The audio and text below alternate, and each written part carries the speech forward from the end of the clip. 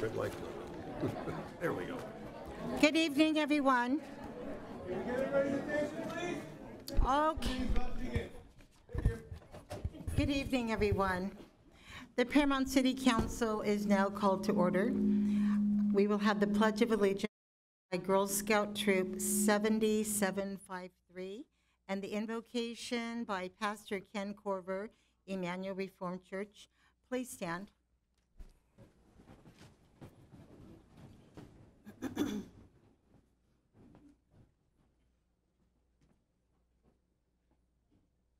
Please stand. Face the flag. Place your right hand over your heart. Ready? Begin.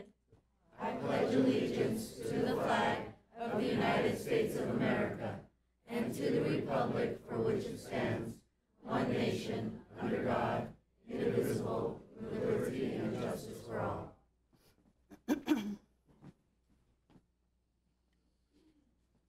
Let's pray together.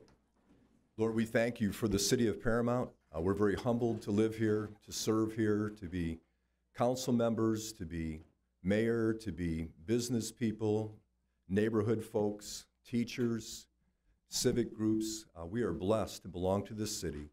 We're humbled by what's happened here, how the city has risen year after year and decade after decade. So we're humbled and we're grateful. We thank you for our mayor, Martinez, and our council. We thank you for our city staff, our police and fire folks. We thank you, Lord, for our superintendent and our school system. We thank you for churches and business owners, and we thank you for neighborhood groups, all who have worked together, no one taking the credit, giving you the glory. We praise you for what's happened here. We pray that we would serve one another, we would love one another, we would seek the welfare of the city, we'd be servants, we'd find solutions, we would have humble spirits, and we'd be kind to one another. We pray that we'd be united, and you would bless this city in every way, and we'll give you the glory. Pray in Christ's name, amen. Amen.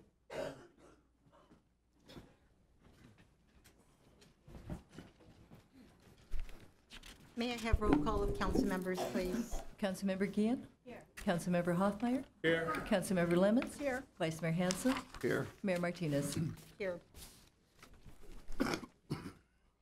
Our first item, Madam Mayor, is presentations to you, the outgoing mayor. So if you step on down, we have people in the audience that would like to pay special tribute to you. You're as mayor.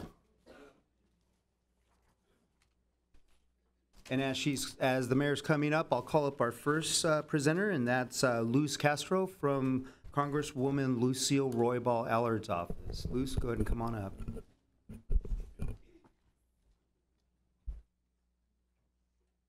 Hi, good evening, members of the council and members of the community. My name is Luz Castro. I'm here representing Congresswoman Lucille Roybal Allard. It's such a pleasure being here this evening to celebrate the tenure of outgoing Mayor Diane Martinez. And first and foremost, I want to say that it's been a pleasure working with you during your tenure as mayor. And on behalf of Congresswoman Lucille Roybal Allard, I would like to present you with a certificate of congressional recognition in honor of all the work that you've done to improve the quality of life of Paramount residents. And the certificate is signed Congresswoman Lucille Roybal Allard. Thank you, Luz. Thank you.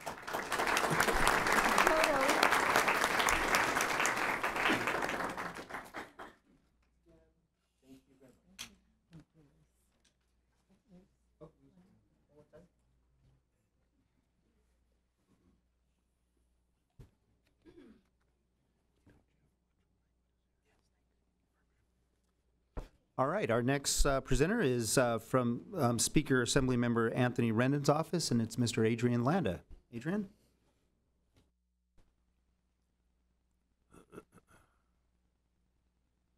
Sure. Good evening, everybody. My name is Adrian Landa, and again, I'm with the Office of Assembly Member Anthony Rendon. Unfortunately, he couldn't be here today. He's in Sacramento. But he wanted to send his congratulations for your outstanding public service for the last 20 plus years. This certificate of recognition states, on behalf of the California State Assembly and the 63rd Assembly District, thank you for more than 20 years of outstanding public service. Your dedication and tireless efforts as mayor, have made Paramount a better place to live and work. You are an invaluable part of our community. I look forward to your ongoing contributions in the 63rd District. I wish you continued success. Signed, Anthony Rendon, Speaker of the State Assembly, dated April 2nd, 2019.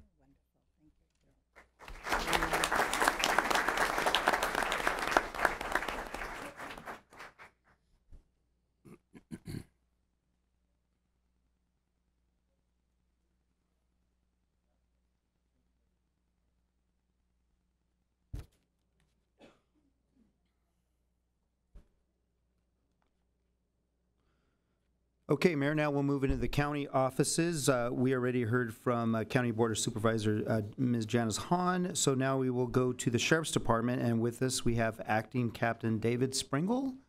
Is Acting Captain Springle from the Lakewood Station? Ah, there he is. Come on up.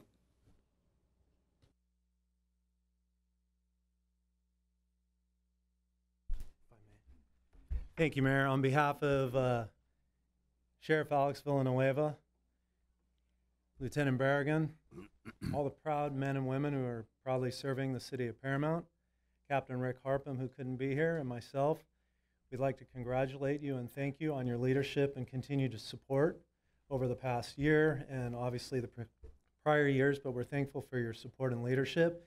We look forward to your continued service. And on behalf of the Sheriff's Department, our presentation reads as such. The Los Angeles County Sheriff's Department presents the certificate to Diane J. Martinez, Mayor, City of Paramount, in recognition of your dedicated service to the residents of Paramount during your term as mayor in 2018 and 2019. Your leadership, commitment to public service, and partnership with the community is truly admirable and worthy of recognition. The men and women of the Los Angeles County Sheriff's Department thank you and wish you continued success in all your future endeavors. Signed, Alex Villanueva, Sheriff, dated the 2nd day of April 2019. Congratulations and thank you.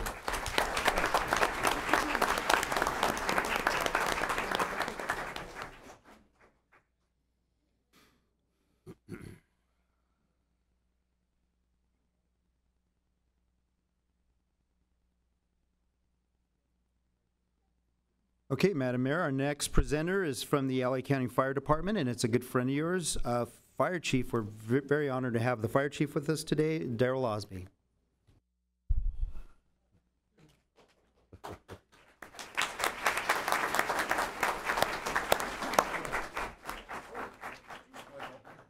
I knew I had something to give her. And with this crowd here to see, I guess they're all here for the mayor.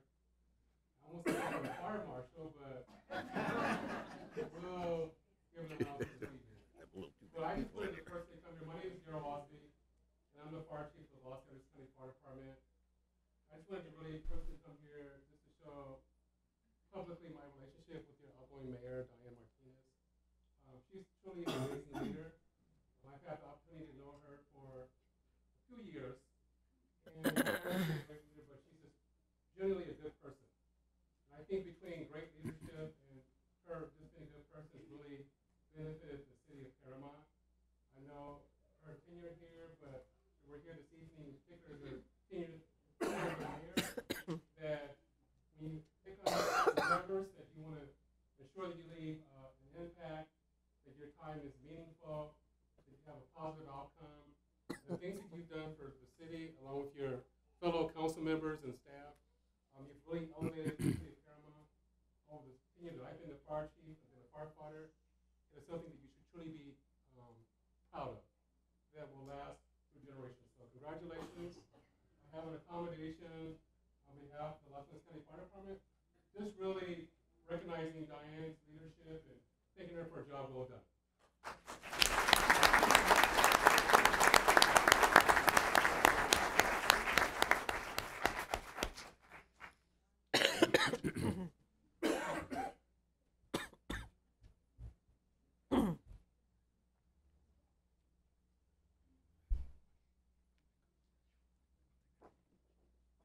Okay, Mayor, and from the Paramount Unified School District, we have with us Board President Carmen Gomez.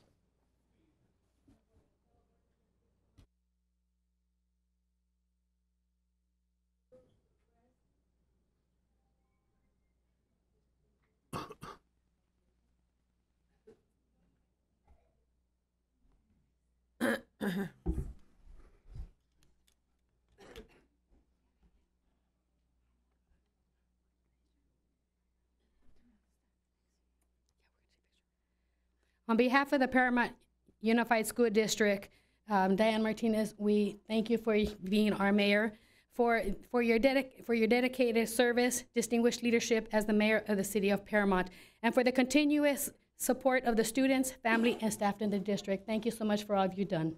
Thank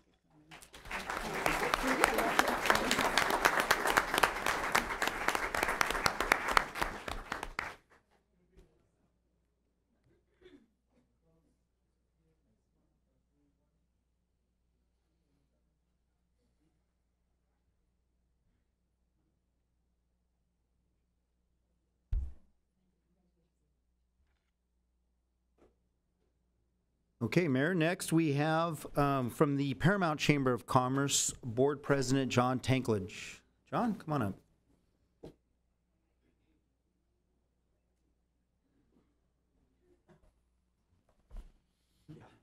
Around here is good.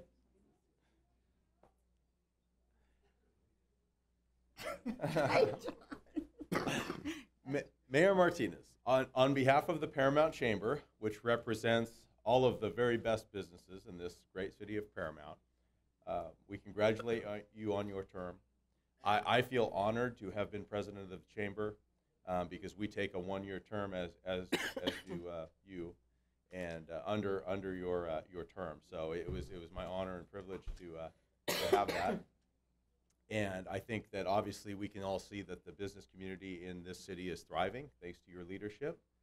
And I wanted to bring some familiar faces from the executive board of the chamber here to congratulate. Hi, Dennis, Dr. Martinez. That's right. That's right. To congratulate you as well. So thank you very much for all you've done for the businesses of Paramount. Thank you.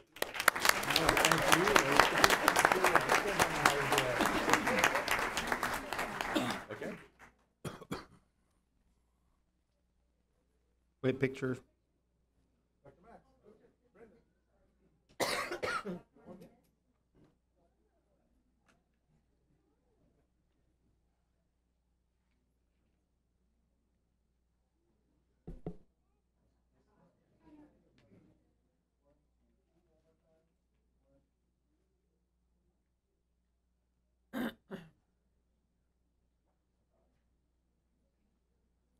Okay, Madam Mayor, you have another friend in the audience, and from the city of Lakewood, Vice Mayor Jeff Wood.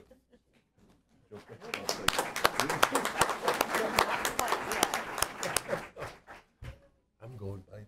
What a great turnout for you, Mayor, your residents here. You are so lucky in the city of Paramount to have such a devoted city council member as well as the entire city. But I'll tell you, Diane is a truly a strong champion for all of you. And Diane, it's my honor as the vice mayor of the city of Lakewood to bring you congratulations and honor you on your your sixth term as mayor. It seems like I just was here for your fifth term.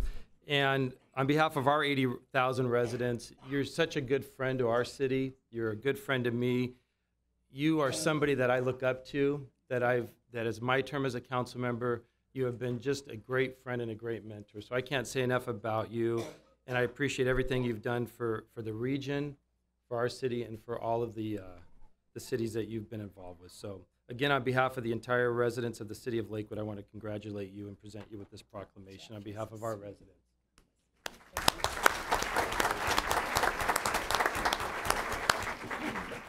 You better wait, take your Maybe time. I better.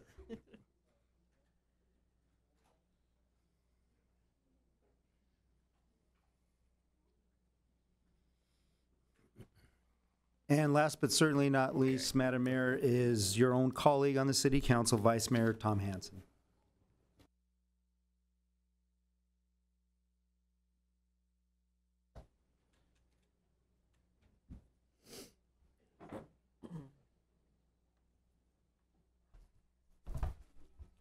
Well, Diane, it's been kind of a quick year, right? Yes, it flew. Very much so, right? But on behalf of our colleagues, I want to thank Diane for the great year and as a guiding force with her term as mayor. There were many highlights over this time. Paramount was recognized with awards from the South Coast Air Quality Management District and the Institute of Local Government. We worked on a plan to help the homeless. We joined the Clean Power Alliance for cleaner electricity and partnered with Grid Alternatives to provide free solar for many homeowners. We had great events like the Eco-Friendly Fair, the Veterans Day Breakfast and Fair, and the 50th anniversary of the Santa Train. I heard some yays out there on that one, right? I remember when that started, unfortunately. I shouldn't say that. Okay, and there was a lot more too. Through it all, Diane's leadership was a demonstration of her lifelong devotion to this city and all of our residents. To commemorate the year, Diane, here's a little something from the council. Whatever it is, start with flowers. Oh, beautiful flowers. We got some flowers for you. Beautiful. We got more and we have one of our Paramount plaques. Yep. Okay, Ken. Diane J. Martinez, in appreciation for your dedicated leadership as mayor of the city of Paramount, 2018-19, and it has all of our names on it. Oh, thank you. Thank you very much. You got one more going. Okay. You want here? You want to pass that over here? I'll trade you. And oh, this is the big one. Probably know what this is. I would assume, maybe. Yes. Okay. I don't know. You wish to open that now? Do we want to open it? Okay. Oh, thank you, David. Oh, we got scissors. Beautiful wrapping. Always so beautiful.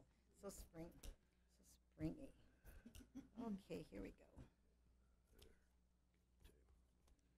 We'll keep that. What a beautiful card.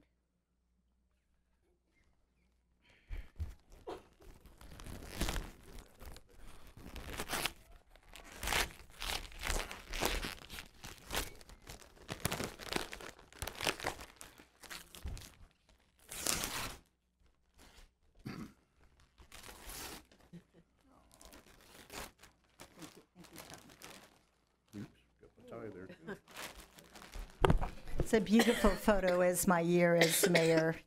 Memories. Beautiful. Isn't that gorgeous? Thank you so much. Thank you. Congratulations, Diane. Thank you. And as always, it's been a pleasure working on you and helping me out throughout the year. We appreciate it. Thank you. Okay, we'll take a photo, Tom. Oh, yeah, I got to do that, I guess. Huh?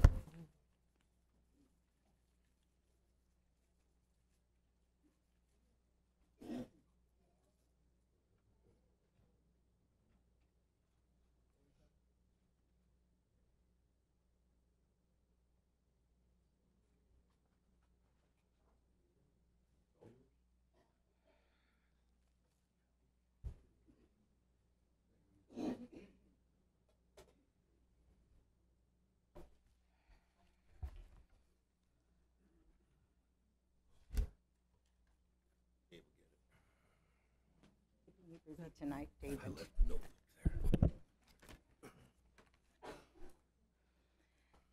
I have been honored to serve as your mayor. Thank you for the opportunity to represent this beautiful city. I thank my colleagues and the city staff for their dedication to our city. I would also like to thank our residents. Paramount is blessed to have you. Continue to stay engaged in our community. In closing, I would like to acknowledge my family. I was blessed to be born to wonderful parents who instilled in me moral values and to have respect for every human being. This evening, I have my brother who drove all the way from Carlsbad to be with me tonight, is my brother Anthony Martinez.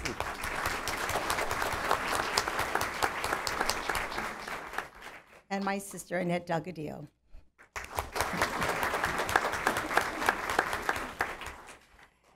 Throughout this year, I met so many beautiful residents, new friends. I visited different churches to worship with them. I If I was at the grocery store, Stater Brothers or Northgate, many people would say, I think that's her. I think that's her. And they go, are you the mayor? Are you Diane Martinez? And I said, yes. And so many of our residents stated, thank you for the beautiful work you're doing.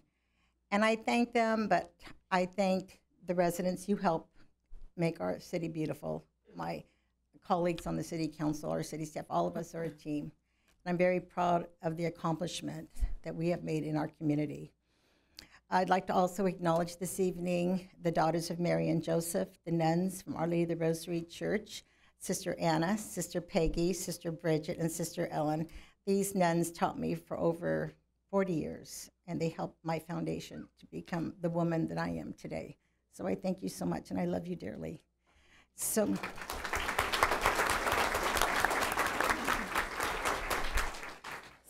It was an honor, and I thank you so, so much for the opportunity to serve as your mayor.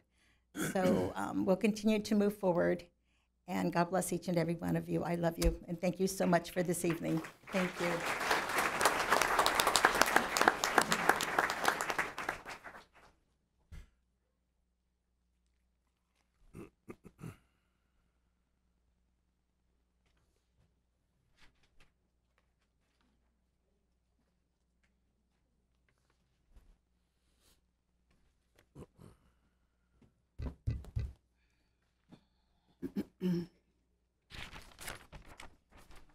Item number 2, approval of minutes.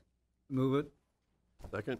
May I have roll call, please? Councilmember Gian? Yes. Councilmember Hoffmeyer? Yes. Councilmember Lemons? Yes. Vice Mayor Hanson? Yes. Mayor Martinez? Yes. At this time, we'll have the selection of mayor and vice mayor. Lana Shikami, our city clerk. Nominations are open for mayor. Are there any nominations? Dr. Hanson. Second. Nominations are closed. Please indicate your choice for mayor. Councilmember Gian? Hanson. Councilmember Hanson? Hanson. Councilmember Hoffmeyer? Hanson. Councilmember Lemons? Hanson. Councilmember Martinez? Hanson. Congratulations, Mayor Hanson. Thank you.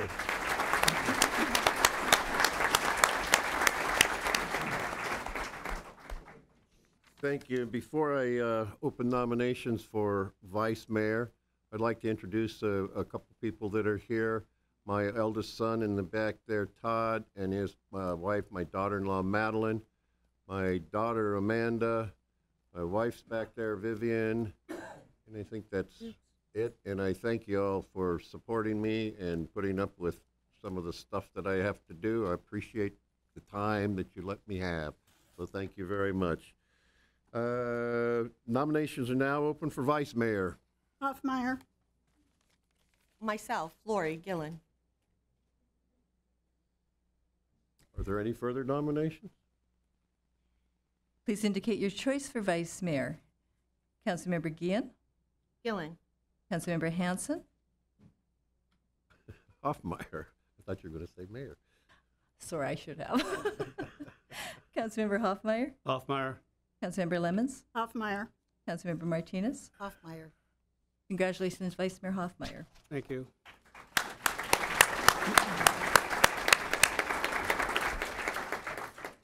Do you wish to introduce anyone?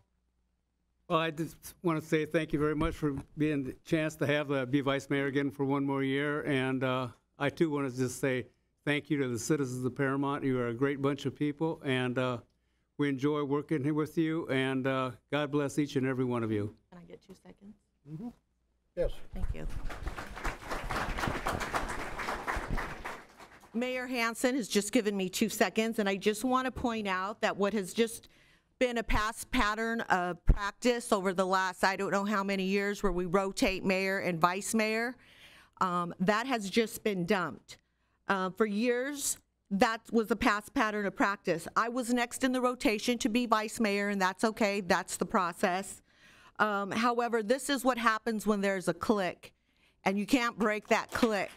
And that's why it's so important for everybody to realize how important it is that in 2020 you go out and vote, because when people have been in office for 25 years plus and they don't want to let go of the power, it's a problem.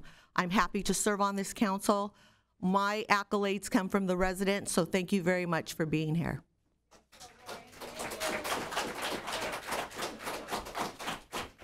Okay, we're down to presentations now.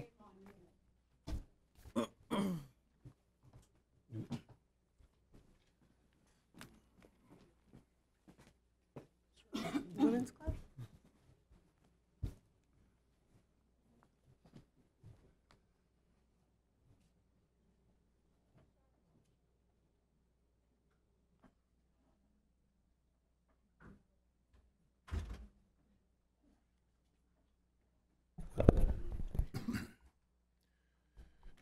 Tonight, again, we're recognizing some special people and good things that happen in the Paramount community. First, though, I want to thank the Girl Scouts for leading us in the Pledge of Allegiance, and to ask them to please come up so we can have a photo with all the council, if you would, please. Ken, you want to bring them up here? Can we come up on the dais? Yeah.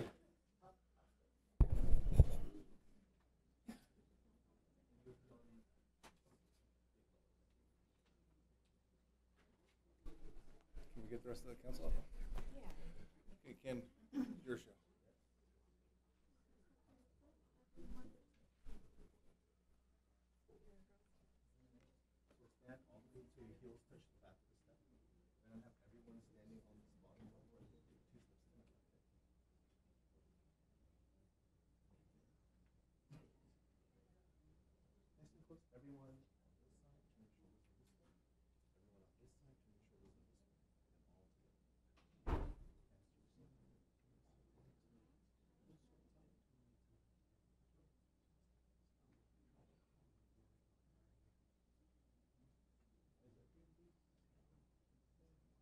Everyone staying on that ground floor. One more step to my left, please. Here we go. Right here. And smile. 1, 2, 1, 2, 3. And then a little closer. 1, 2, 3. Last one. 1, 2, and 3. Thank you very much. We got 4 here. Okay. Thank you, girls. Thank you.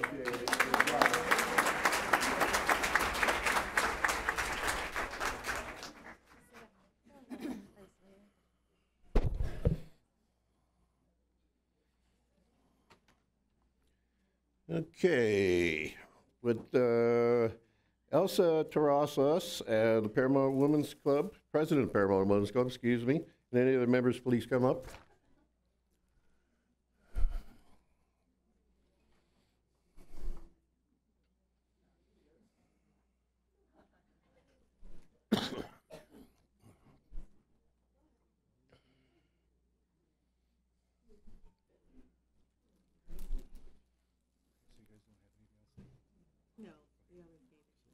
Okay. Okay. Everybody's coming up here.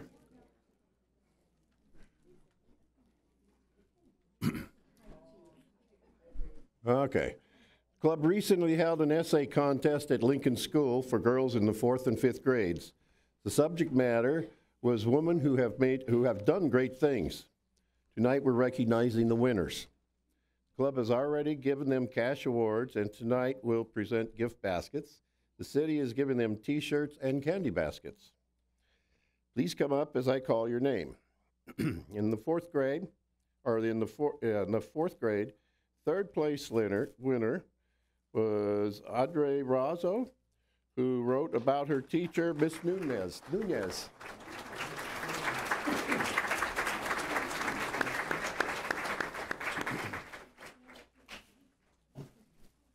Second place was Teresa Medina, her subject being Rosa Parks.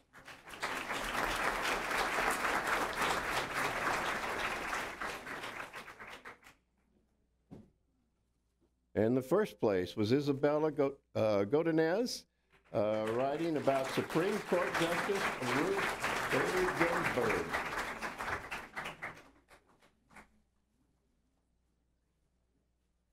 In the 5th grade, Rosa Villa wrote about Princess Diana to win the 3rd place award.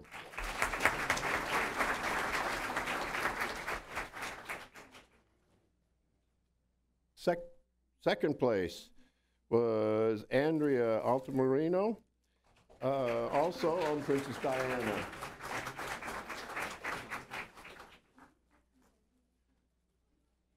And in first place was Chris Ray Maggi, writing about Clara Barton.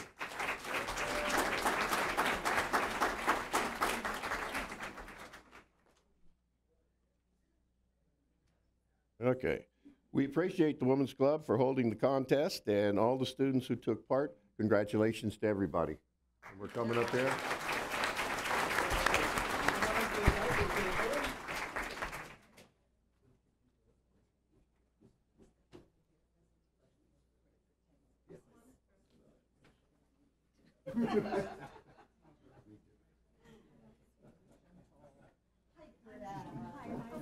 Can the Women's Club please get them up one step up? Just one step up.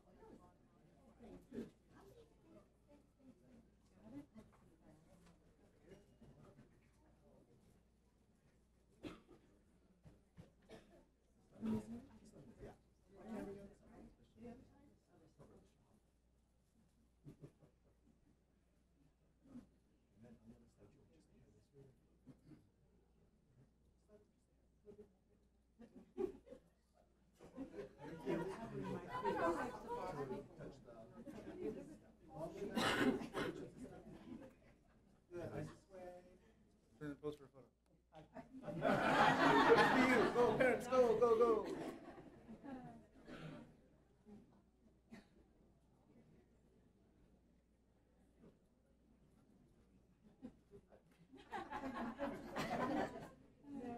One more.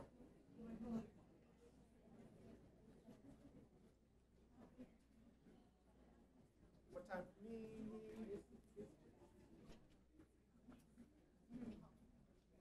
Dr. June. Nice sway, nice and tall. Dr. June. One more.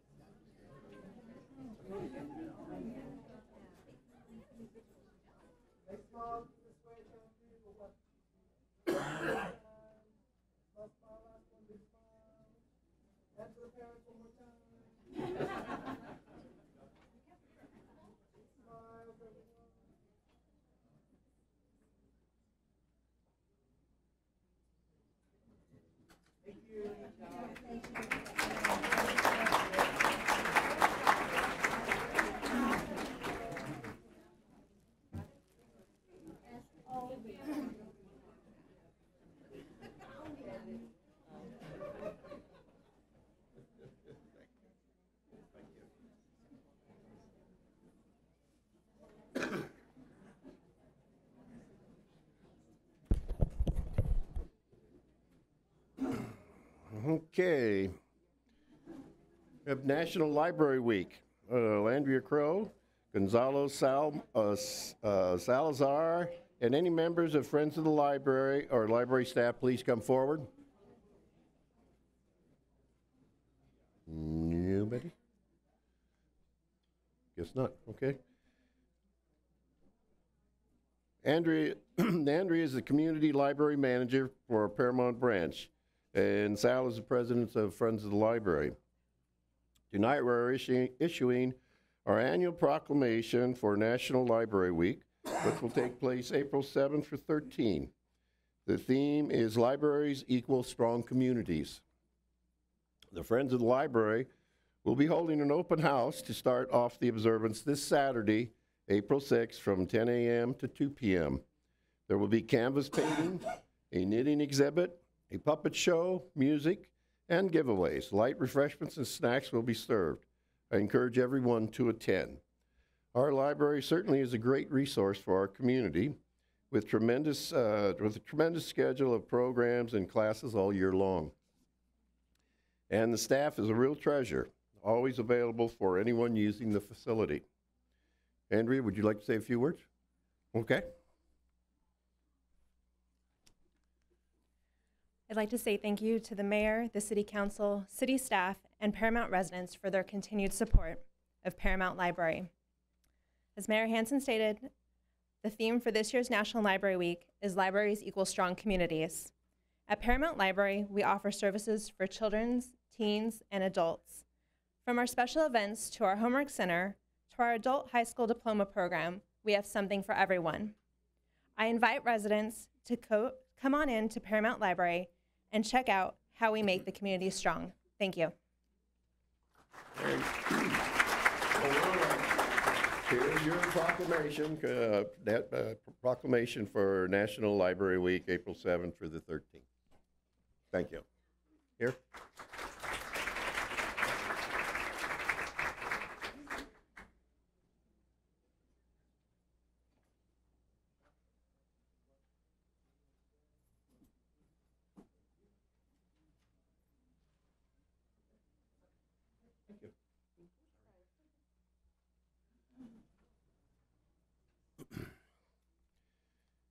And now we have the Paramount Student Art Show winners are here.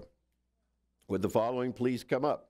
Paramount Unified School Board President Carmen Gomez, Vice President Yesenia Cuerta, Board members Vivian Hansen, Linda Garcia, and Sonia De Leon, Superintendent Dr. Ruth Perez,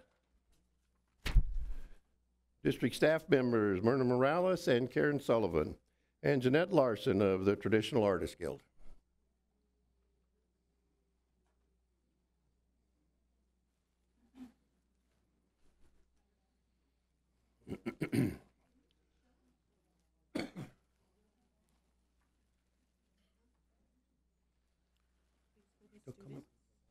Yeah, I think so, yes. Okay, at this time of year, the Traditional Artists Guild has held a student competition. John Nolan pretty much ran the show for many years with the great help of Jeanette. Sadly, as many of you know, John Nolan recently passed away. Instead of losing the opportunity for our students to take part in this fine event, Paramount Unified graciously stepped in to hold a similar show this year. The Paramount Student Art Show was for kindergarten through the high school.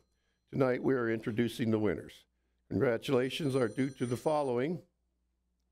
Their artwork will show on the screens as I call their names. Are we ready to go on that? I guess. Okay, first place winners, kindergarten. Sophia Campos from Lincoln.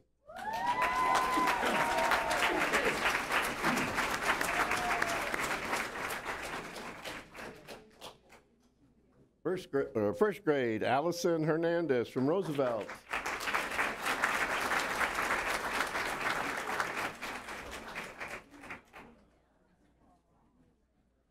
Gotta get a picture of those. I gotta see him. Second grade, Zuri Jordan from Lincoln.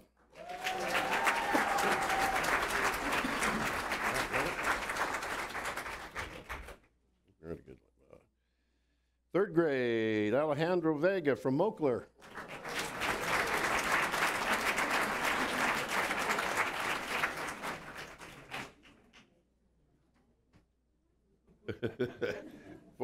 Fourth grade, Morel Vega from Moakler.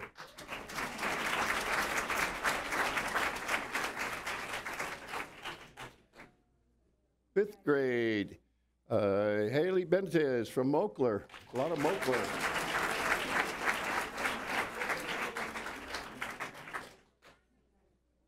Sixth grade, Evelyn Garcia, Paramount Park.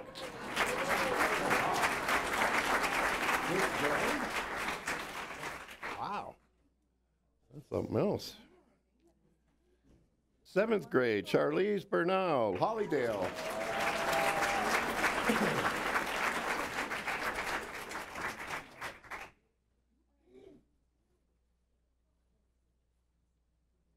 Goodness. Yeah. Eighth grade, Yazdel Rio, Zamboni.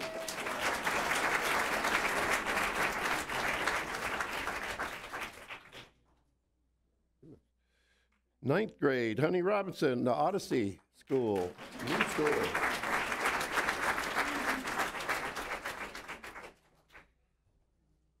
10th grade, Daniela Campos, Paramount High School. photograph. Wow. 11th grade, Rizal Corrobos, Paramount High School.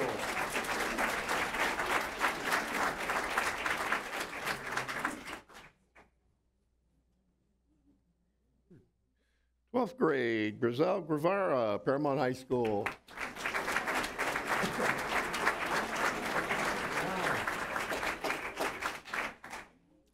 We also had special awards from the Paramount Chamber of Commerce Award. Ariana Zapata from Zamboni.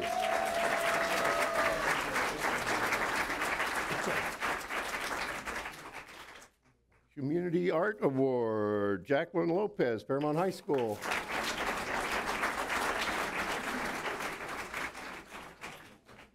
John Nolan Award, Jesus Medea, Paramount Park.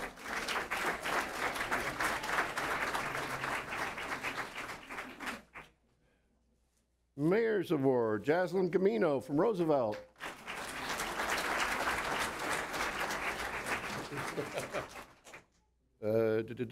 Superintendent's Award, Eden Chan, Fairmount Park.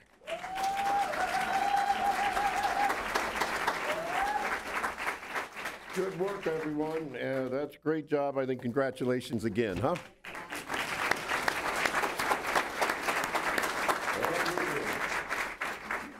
Come on up for a photo.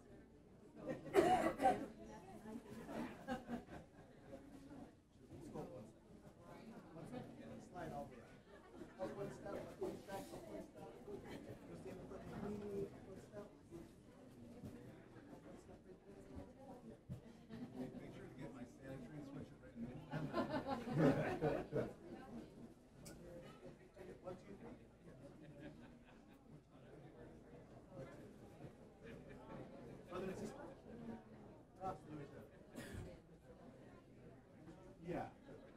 Top step, all the way up and slide in if you can. Come on in, close to the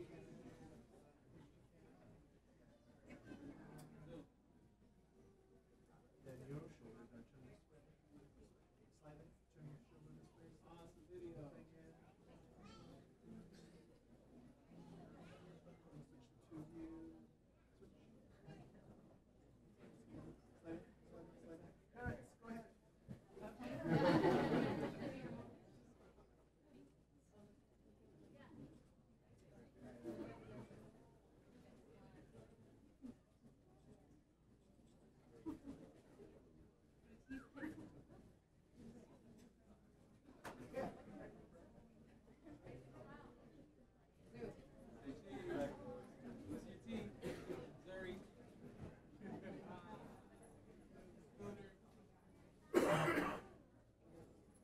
Stay right there. We're gonna do 2 or 3 more. Parents, you guys good? Yeah. All right.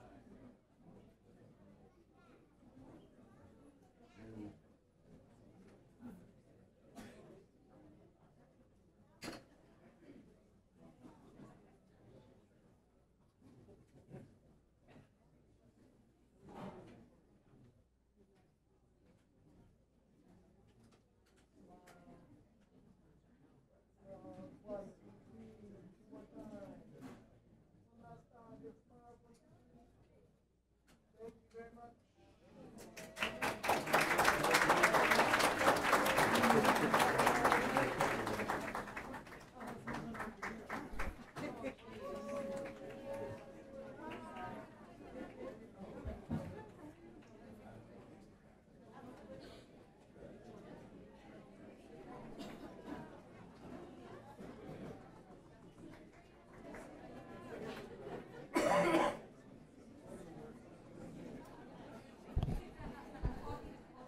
Okay.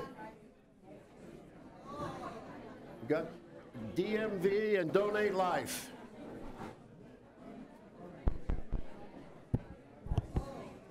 Quiet, please. Now, please welcome Ambassador Pauliana Rivera from the organization One Legacy. Pauline is here to help us proclaim April as DMV Donate Life California Month, which highlights the importance of organ, tissue, and blood donations.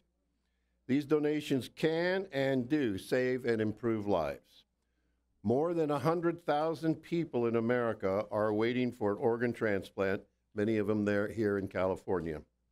To become a donor, you can sign up when getting or renewing your driver's license or your ID card at the DMV.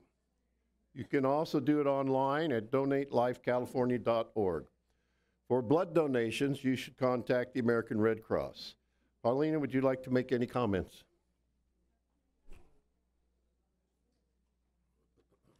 Good afternoon. Good afternoon all.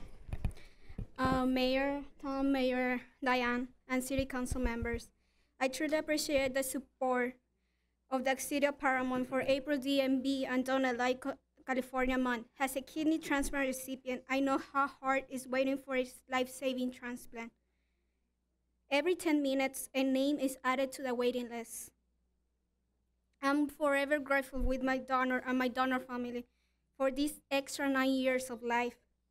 Sadly, there are 20 people dying each day waiting for a transplant. On the other hand, I'm a donor daughter. My dad was waiting for a kidney and pancreas. He was on dialysis for 1.5 years. He couldn't make it. He passed away 7 years ago, but he was a tissue donor, and he saved the lives of 30 people. Each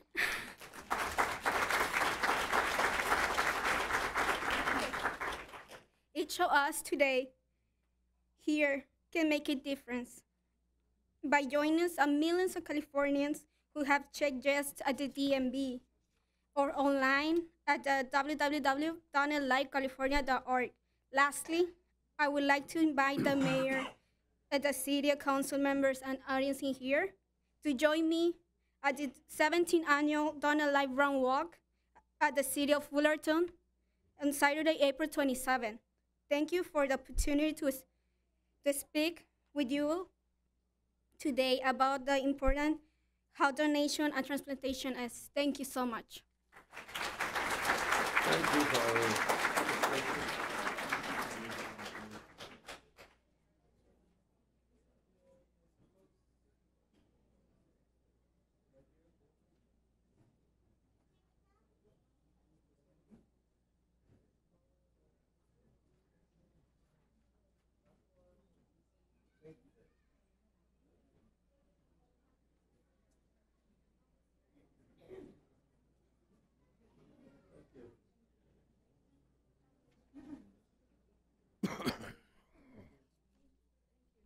Arbor Day. This year, Paramount was named a Tree City USA by the Arbor Day Foundation. I think we deserve a round of applause for that one, too.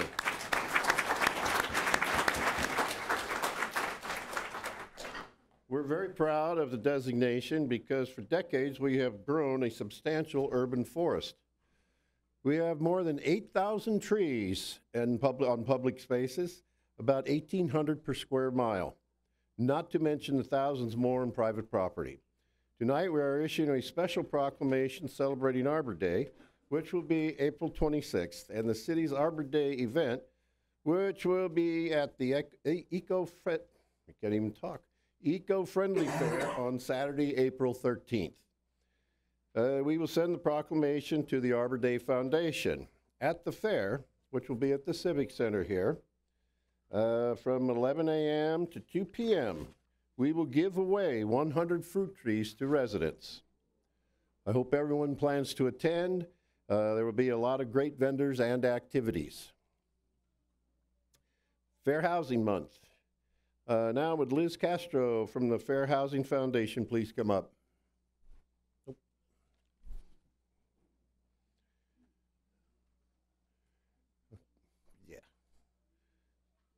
April is Fair Housing Month throughout the United States. This recognizes the fact that everyone should be treated equally in the sale or rental of housing. In Paramount, we strongly believe in these anti-discrimination laws. Can't talk.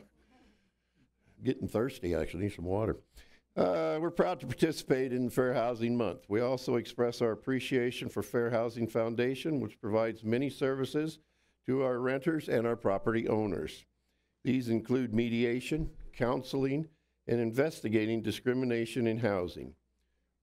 Oh, thank you. Watch me spill it now, right? They also hold workshops, training, and community events. To learn more about the organization, we can visit their website at fhfca.org. Liz, would you like to make any comments? Okay. So I have been with Fair Housing Foundation for about 10 years now, and each and every year we're just grateful that the dedication the City of Paramount has in celebrating Fair Housing Month with us. So we thank you for the proclamation on behalf of Fair Housing Foundation. Thank you. Thank you.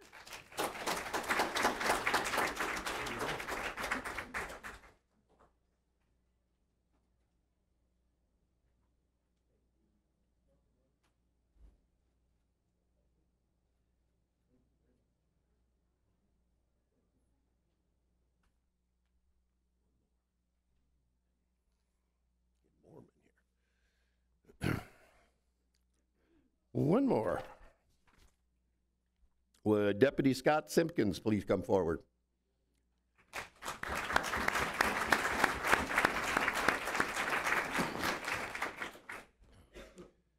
Deputy Simpkins has done a fantastic job on patrol here in the town, and we wanted to recognize him for some of his recent cases.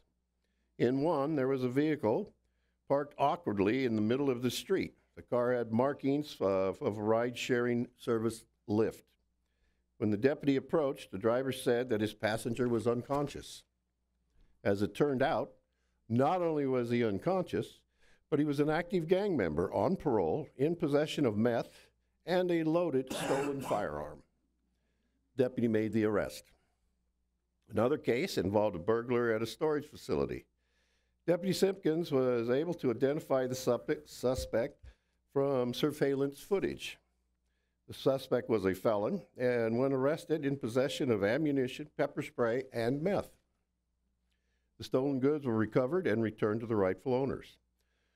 On a different day while on patrol, the deputy encountered a man visibly holding a large amount of marijuana.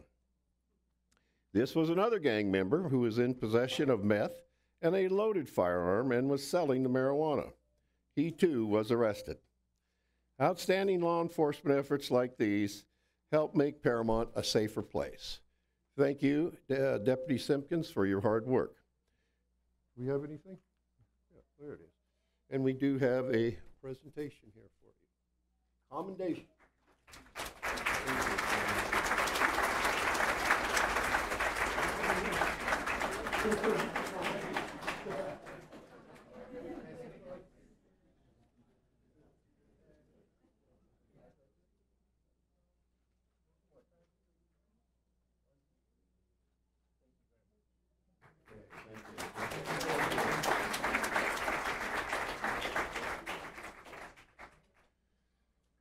Okay, that's it for our presentations. We thank everyone for being here and making such a wonderful contribution to our city. We're going to now take a short break, and then we'll resume our meeting shortly in maybe 5 or 10 minutes.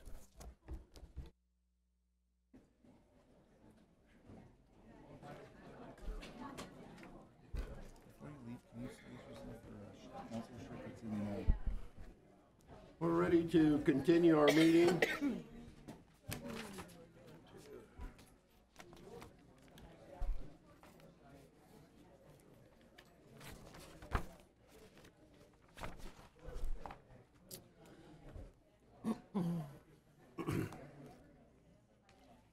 We have City Council comment updates. Yes, Mr. Mayor. I got to get used to saying Mr. Mayor instead of Madam Mayor for a year there. Are the mics on? Hey, Marco, can you have them turn the mics on? Are they on? Good? Okay. Great.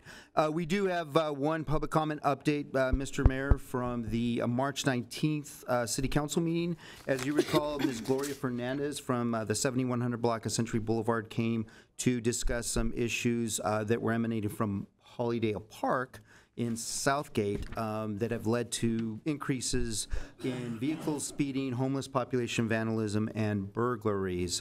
So as an after action, the staff did contact Ms. Fernandez and informed her that we are trying to schedule a joint neighborhood watch meeting with the City of Southgate's Police Department and our LA County Sheriff's Department for the residents that live in that area. So that's in the works right now. And that concludes my report. Okay, fine, thank you.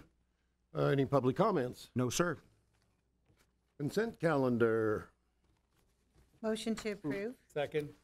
Moved and seconded, the consent calendar to be approved. We have a roll call, please. Councilmember Guillen? Yes. Councilmember Lemons? Yes. Councilmember Martinez? Yes. Vice Mayor Hoffmeyer? Yes. Mayor Hansen? Yes. Old business, item 13, approval of classification and compensation study. Staff report? Yes, Mr. Mayor. Our first item of business involves something that we started a little over a year ago in December of 2017. It's our very first classification and compensation study for our workforce. It's something that we've presented to you in pieces over the course of the last year. The first part, if you recall, we presented to you was the results of the compensation study. That was presented to you in October of 2018. And the second part that we presented to you was the results of the classification study. And that item was presented to you in January of this year. So we're now in a position to present to you the final report for your approval. The good news is that what you've heard before, with a few exceptions, we're not that bad off when we compare the total compensation that our employees receive overall to the total compensation that employees in other cities receive. So, for instance, you'll soon see that 54 of our 91 full-time employees are actually paid either at or above the market. The final report lists recommendations for how we can address employee compensation and fix a few things with regards to how some employees are actually classified. As I've mentioned, this is something that we will need to do on a phase-in basis. In other words, I'm not recommending that we implement everything all at once for financial reasons. I'm recommending a more responsible, methodical approach based on our financial standing. On a separate but related note, the report also looked at part-time wages. However, we're recommending at this point in time to hold off on making any changes to part-time wages due to the impending state minimum wage law. The minimum wage requirement, it's going to push part-time wages up to $15 per hour by the year 2022. This will ultimately have a ripple effect on our part-time pay scale that we require us to make larger revisions. Let me give you a quick example. For those employees that are currently making $15 an hour, we'll need to move them up because the other part-time employees who make less than them will eventually press up against them. So we need to keep an even spacing. So this is, again, a much larger issue that will require us to study this a little further. Before I turn it over to our consultant, I want to also elaborate on something that I stated the last time that this agenda was brought up, and that has to do with the type of work that's performed by a particular group of our public works employees, namely our facilities and maintenance division. In answer to a question about this division, I stated that much of the major work is contracted out and that the routine work is handled in-house. I then provided quick examples of such routine work. So I'd like to bring to your attention that in addition to that routine work, these employees do some high-level work as well. Examples include carpentry work, repair and replacing things like electrical outlets and plumbing fixtures. They repair damaged drywall, doors, locks, roofs, things of that nature. So I just wanted to provide that clarification. So now I'll turn it over to our consultant, Ms. Jennifer Ramos from CPS HR, who will go over our final class and comp study. Jennifer? Thank you, John. Good evening, distinguished members of council. This is my third presentation to you, and as John mentioned, I'm very pleased to report that we've amended both final reports and we're ready to wrap up the study. For those who are hearing about the study for the first time in the room, I thought it would be helpful to share a little bit about CPSHR. The city entered into contract with us, as John mentioned, in December of 2017. We kicked off the study, so it's been a little bit over a year. And our mission is to promote excellence in the public sector related to human resource practices. We are a joint power authority. We're a self-supporting public agency, so by charter, we only work with government agencies. We've been around for over 30 years, and we work with all levels of government performing this work. So today's agenda, we're gonna talk about the study process and what's happened since January when we last met. I'm gonna talk about the class and comp elements, such as the scope of work, the methodology that was used, and some amended citywide results. Also some implementation considerations that we've been discussing with city management for a few months now. And of course, as always, I'll be happy to address any questions and answers you may have. So this chart has a lot of information. I'll give you a very high-level overview of what it's intended to share. It's really just to show that the class study had two parts. The job analysis stage, it was a deep dive internally. We looked at city documents, reviewed the history, background materials. We partnered with employees, and we conducted we collected PDQ, which is position description questionnaires, and we did a series of interviews and focus groups. Then CPSHR independently analyzed all of that data that was collected. That would be that second column.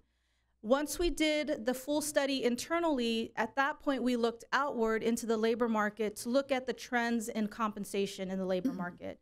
I will say that I joined as project manager in October of 2018, and since then we've gone through this process a second time. And that was just to assure that any recommendations we make were fully vetted and that we were able to audit what the previous project manager had done. So from a classification perspective, we really were trying to achieve three outcomes. We wanted to make sure that your job descriptions were up to date and reflected current work that was being performed.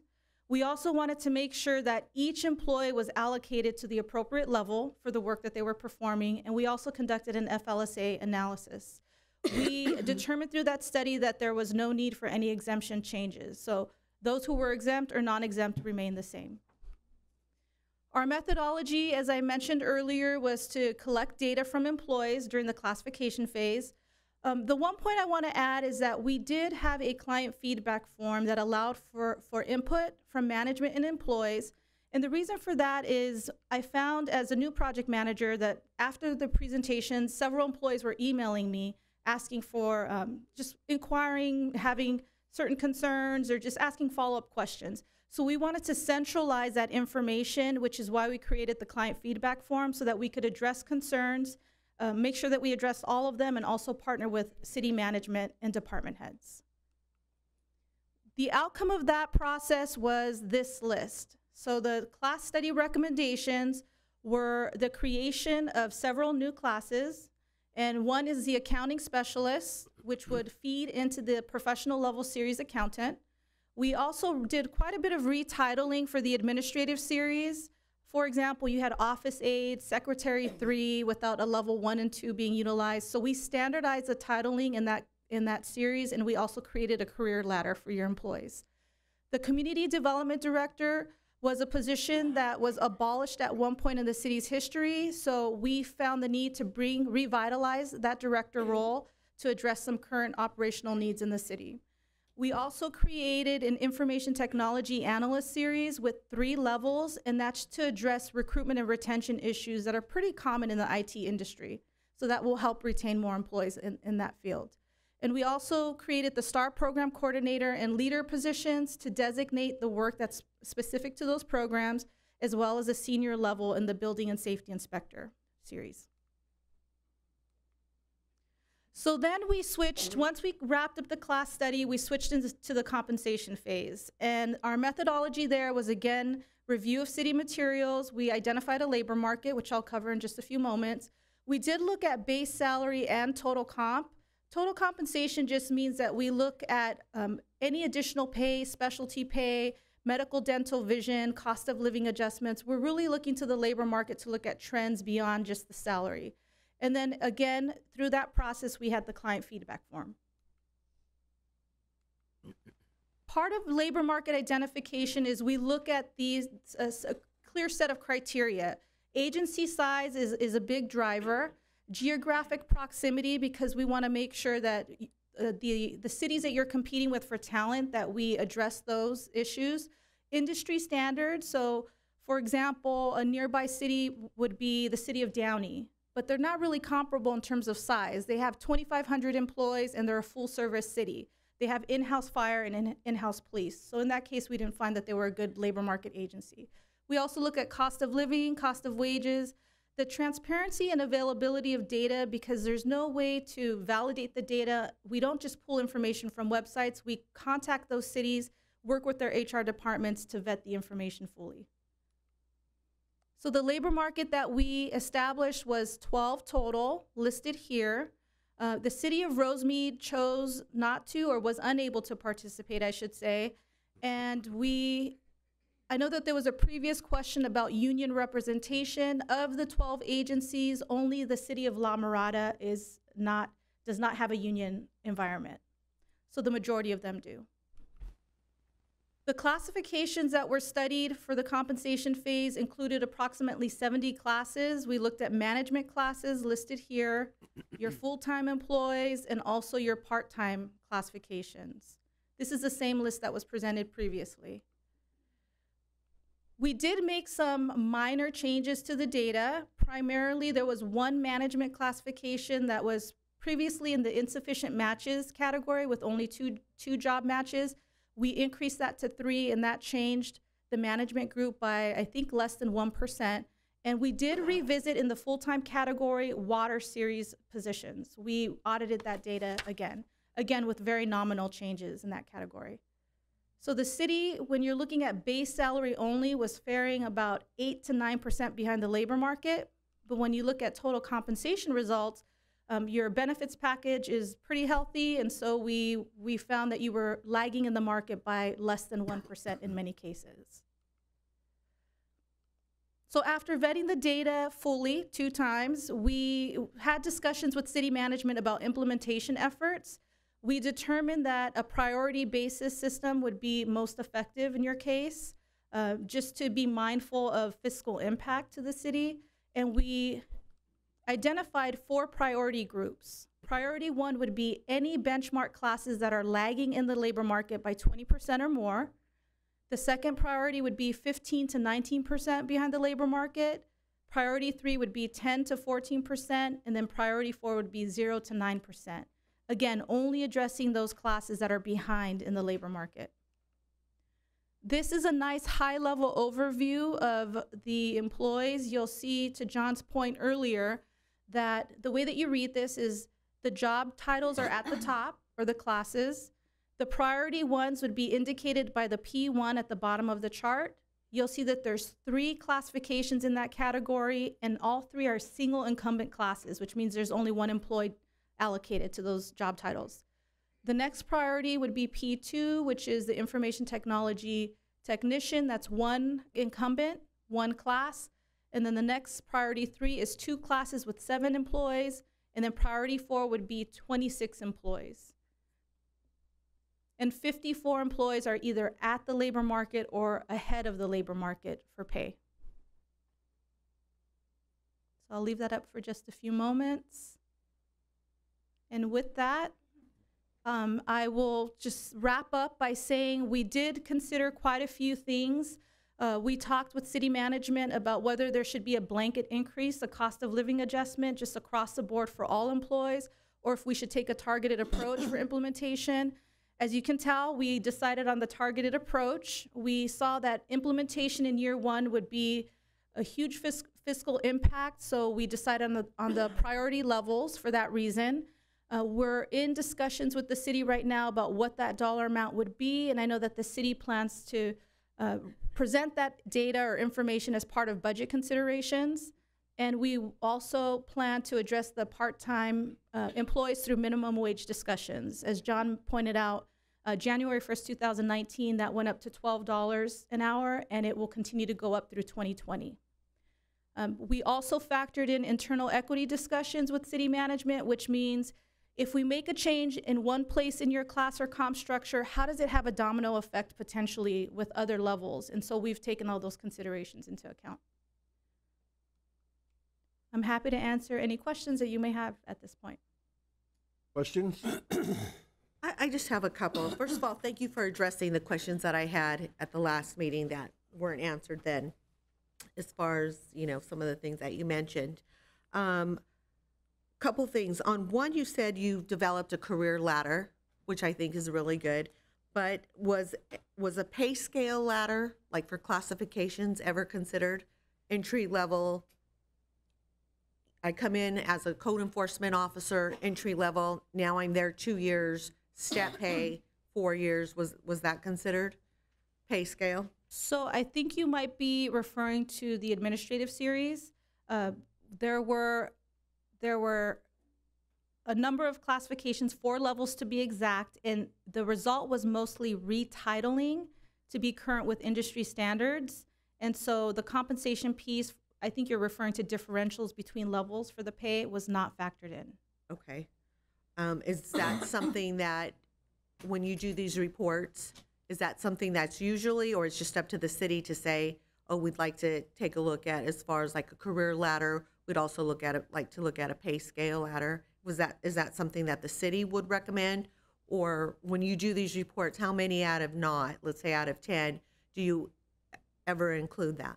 It depends on the implementation strategy. So in this case, because it doesn't fall in the priority 1 category, we did not delve deeper into that. Right, but my question is, would that be something that the city would recommend, whatever you're doing the comp study for individual cities? Is that something that the city could recommend? Hey, in the next time we do a comp study, we'd like to not only have a career ladder, but also a pay scale. Yeah, absolutely. So the compensation structure should always overlay the classification structure. And so in most cases where there's financial sustainability to address it, then that would be addressed. Okay, then my last question were the part-time employees, and I know they're kind of in a holding pattern based on the, the minimum wage going to $15 an hour. But what about part-time employees who are employed and they work 36 to 39 hours and then they cut them off because they're a part-time employee, so they're not getting full-time benefits, but yet they're working like 30-something hours and then they have to stop? Was any of that addressed? No. Okay, thank you. Any further questions? Yeah, kind of. Piggybacking on what Councilmember Gillen said, would it be a second phase that we would do? Because we had to put the job descriptions in place, which according to your report said were lacking because we were busting them up into specifics. It's my understanding that, for instance, we had in maintenance and we had in parks and recreation like an overall title, and they didn't break them up individually. And so we had to get the job descriptions and the job titles for those individually, and then you can sit down and go through what are we going to do in a pay scale rate. Would that be a normal second step for what we need to do next? So that was already considered as part of the compensation study, and I think in that case, well, the wage differences were, but I'm talking about like what Councilmember Gillen said, a pay scale that's set up to where you're going to go to the next steps. I'm not sure if I'm following the question. So we chose in this case not to adjust the current pay practices. So the current pay practices are a 5-step system, and so the same salary structures are in place. So it's already in place, a system for stepping up the dollar amount in the 5-step system. It didn't need to happen? Exactly. Okay. So there's an existing pay practice, and the city opted to maintain that pay practice. Okay, so what were you addressing then when you said normally, yes, a city might go ahead and include that, but your city didn't ask it? Exactly were you talking about then? I was talking about pay increases. So the amount of money that you have to address those that are behind in the market. So an amount of money, not the steps to get there. Exactly. A dollar amount, which we have to deal with the budget on that and address the lowest paid employees first. That's exactly right. Okay, thank you. Further questions? Mr. Mayor, just a point of clarification too on the part-time hours. We do only work employees to 20 to 25 hours based on the PERS laws, the rules that are in place. So there was a time period way back when where part-timers did work more than 30 hours, but when my predecessor, she actually put a stop to that, and part-time employees now only work between 20 to 25 hours a week. And that's part of the difficulty to hiring part-timers, is just the low amount of hours that we can only offer, which is between 20 and 25. So. And that's a PERS requirement? Yeah. Any further questions? Motion to approve? Thank you, Jennifer. Thank you. Motion to approve? Second. Been moved and seconded that we approve the classification compensation study prepared by CPS HR Consulting. May I have roll call, please? Councilmember Gian? Yes. Councilmember Lemons? Yes. Councilmember Martinez? Yes. Vice Mayor Hoffmeyer? Yes. Mayor Hansen? Yes. Before I go on, I was asked to also announce the Children's Day that's coming up on Saturday, April 20th from 10 to 2 at Paramount Park. There'll be a Home Depot Kids Zone, a petting zoo, pinata zone, a game truck, book zone, bike raffle, fun activities and food, and this is put on by Paramount Sister Cities organization. Okay, item 14, Paramount-South Gate Station Area Plan. Staff report, please. Yes, Mr. Mayor, this next item has to do with the area of town that's located near where the newly proposed light rail station will go in, and this is at the intersection of Paramount and Rosecrans. MTA has plans to complete the light rail line by 2028, and as we've seen from many areas of the county where light rail has been constructed, the vicinity immediately surrounding the stations have become a vibrant hub for activity, including commercial establishments, public amenities like parks and trails, and of course housing. And we all saw that when we took the tour of the Expo line. We saw the development that occurs. Paramount will undoubtedly be no exception to this. Development will come. So it becomes now a matter of how to best plan for it and control for it. So in comes a stationary plan that addresses this. This stationary plan it isn't a zone change. It's simply a plan that we implement to control transit-oriented development, or what they call TOD. In fact, tonight we're asking that the council simply receive and file this report. And now the station area plan is a precursor to a zone change that is on the horizon, and John Carver will tell you a little bit about this. So tonight we have a tag team approach to this item. First, as I mentioned, John Carver will provide an introduction of the item and briefly touch on the zone change that's out on the horizon. And then we will have Mr. Orlando Gonzalez from Gruen Associates, who will go over the stationary plan. So with that, I'll first turn it over to John Carver to start us off. John? Thank you, John. Mr. Mayor and council members. Yes, as John mentioned, this is a presentation of the Paramount-South Gate area plan that was prepared by Gruen and Associates. Gruen is a multidisciplinary firm that partnered with Eco Rapid Transit, the City of Paramount, and the City of Southgate to prepare the station area plan. Metro, of course, is the lead agency on the West Santa Ana Branch Light Rail project. And as we know, there will be an aerial platform station over the intersection of Paramount and Rosecrans, and then a second station that will be located on the north side of the Century Freeway in the City of Southgate. The station area plan includes the land that is located within a half mile of the two stations. The Planning Commission reviewed the station area plan at its March 12, 2019 meeting. The station area plan is the groundwork for the upcoming Clearwater East specific plan amendment.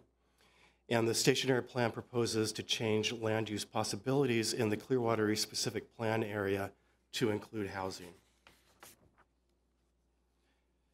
A significant amount of outreach has been conducted as part of the station area plan. I'll just go through a few of the outreach efforts. There's a website that's been up for several years. We did pop-up booths at summer concerts and farmers market events. There was a community workshop with groups and residents presenting their ideas. 5,000 flyers were hand-delivered around both proposed stations. Project flyers have been available at City Hall. We directly phoned and emailed 21 neighborhood watch leaders. The Planning Commission and the City Council have seen several presentations on the station area plan, preliminary presentations.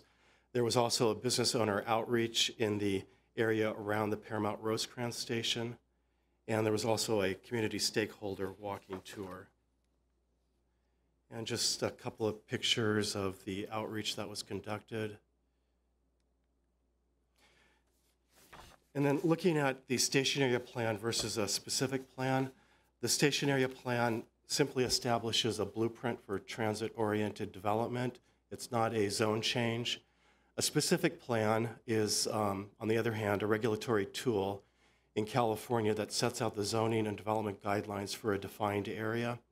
And the Clearwater East specific plan area is in Chapter 22 of the Municipal Code, and it includes 68 acres within the area. The Clearwater East specific plan amendment will mirror the station area plan, and they both would add housing to existing allowable uses. And here's the plan area. Rosecrans is on the north, and Somerset's on the south, and then the east and west parameters are Paramount Boulevard and the railroad tracks.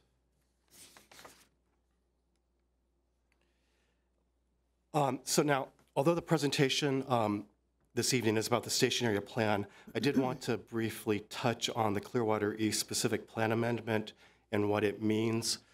So adoption of the Clearwater East specific plan will bring the city into compliance with state housing element requirements. That means that our housing element would be compliant with state law. If the amendment to the plan is not adopted, the city will be ineligible to apply for many different types of grant funding. And in fact, Governor Newsom is also in the process of trying to tie local transportation funds to a compliant housing element. So without a compliant housing element, we could be in jeopardy of losing millions of dollars. And those would be, again, in the area of transportation, but also in planning grant funds. Without a adopted or compliant housing element, we're also open to substantial legal expenses without that compliant housing element. Additionally, without the allowance of housing in the Clearwater East specific plan area, large industrial warehouse uses are a very, very real possibility. And in fact, we have turned away a number of Amazon-type distribution centers due to the potential plan amendment and the allowance for housing within the Clearwater East specific plan area. Another real possibility is the loss of the city's control of zoning. A non-compliant housing element could mean even more control by the state over zoning decisions, particularly in those areas around light rail stations. So in our case at the Paramount Rosecrans station, we could be in jeopardy of losing zoning control to the state, and they could impose extremely high residential densities.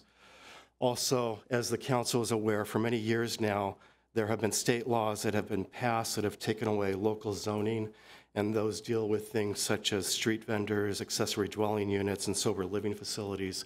These types of things we no longer have local control over. And then looking at the next steps, the Planning Commission will review the proposed amendment to the Clearwater East specific plan next week at their meeting on the 9th. And then the City Council would review the amendment on May 7th. And then after that, work would begin on an expansive update of the Clearwater East specific plan area, and that would be reviewed by the Planning Commission and then would go to the City Council for final approval. And that concludes my part of the presentation. I'm happy to answer any questions you might have. Questions at this point? If we can, Mr. Mayor, if we can have the other presentation, Okay. if that's okay with you, Mr. Mayor? Yes. Okay, great.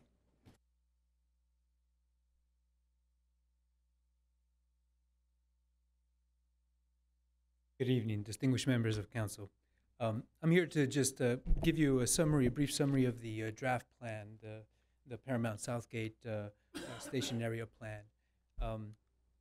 The agenda is divided into three parts. The first and second part, some of it which Mr. John Carver has already talked about in terms of background and introduction, the status of the Metro Corridor-wide planning project. Number two, precedents from the exposition and goal lines. And number three, really is what this presentation is about, is to briefly summarize the sections of the draft plan and its status up to date. Number one, status of the Metro Corridor-wide planning project. So here we just briefly introduce what the alignment is and what the West Anna Branch transit corridor is. A 19-mile long light rail transit corridor that runs from City of Cerritos to downtown. Preliminary engineering, which is a separate process, is already underway by Metro.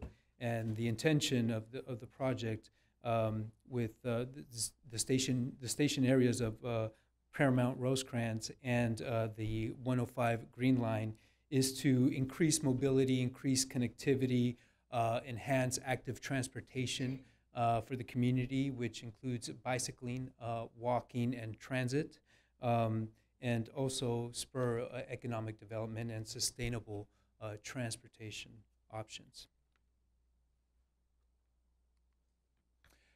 These are just some of the images that offer inspiration and precedent for this project and what we took from the exposition and goal lines in terms of active transportation and connectivity to the stations and beyond to the community. Here we begin to talk about the station area plan itself. So obviously it revolves around two stations, Paramount Rosecrans here in the city of Paramount, and then there's the at the 105 Green Line station. What you see there, the two circles are a half mile around both stations.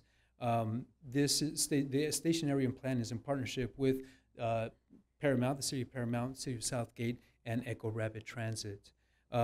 Its main purpose is to guide the development and active transportation improvements, and to, as Mr. John Carver has mentioned, to provide kind of the stepping stone towards changes that may occur in the specific plan for Clearwater East. The vision and objectives of the station area plan is to provide these stations as multimodal hubs for the communities. That means accessibility, that means connectivity, and various opportunities for shopping and cultural and housing opportunities, especially when you talk about various housing types that give a vibrancy and a sense of place. You know, some of the objectives, I'm not going to read through them all, but from the first three, you can tell, you know, preserving a large portion, preserving the existing neighborhoods, period, using complete street approaches for multimodal access, bicycles, vehicles, pedestrians, and transit, enhancing commercial corridors through new building types for place-making strategies that give it a sense of place. In these existing conditions, we looked at various elements of the city. And the purpose of the existing conditions was to identify where potential gaps may be, and for this station area plan to begin to identify what those gaps are and provide kind of a framework, begin to provide kind of a framework for active transportation and transit supportive opportunities. And we did this. These are three examples: activity centers, existing land use, bus and light rail stops. And we looked at all various numbers of elements throughout the city to begin to understand how they're all connected and where there may be some gaps. From that, we began to understand what may be the issues and opportunities. And of course, this is also, as you'll see in the next slide, but this is also informed by the community and stakeholders. But here, as an example, the swap meet area, after doing the existing condition, that we begin to dive into issues of traffic impacts, you know, limited vehicular or pedestrian access, bicycle as well. We begin to understand, you know, underutilized or vacant lots.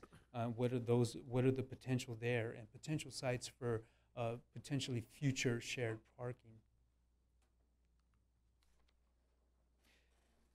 Community and stakeholder engagement. This was very vital, obviously, to the process here. We through various functions, farmers market, summer concert series, walking tours, a community design workshop, online visual surveys, and also through social media and the city website, we begun to receive input and that would better inform the station area plan. And here we summarize just some of the major feedback that we got from the community. And here we categorize it into five parts: land use, active transportation, transit and motorized transportation, open space, and architectural and urban design. Some of the major points extending downtown to the area north to Rosecrans, preserving and enhancing the existing swap meet and drive-in, make more pedestrian connections to future stations, and preserving existing residential land uses in the station area are just some of the major points that we heard from the community. And once we've gone through the existing conditions and the community input, we begin to form districts, what this vision is really about. And here we've identified through the various colors 4 distinct districts that we try to identify and characterize as very distinct from one another. A downtown district, what you see there in orange, a Main Street district, what you see in green, Transit Gateway district, what you see in red, and the Artisan Manufacturing district, what you see in purple.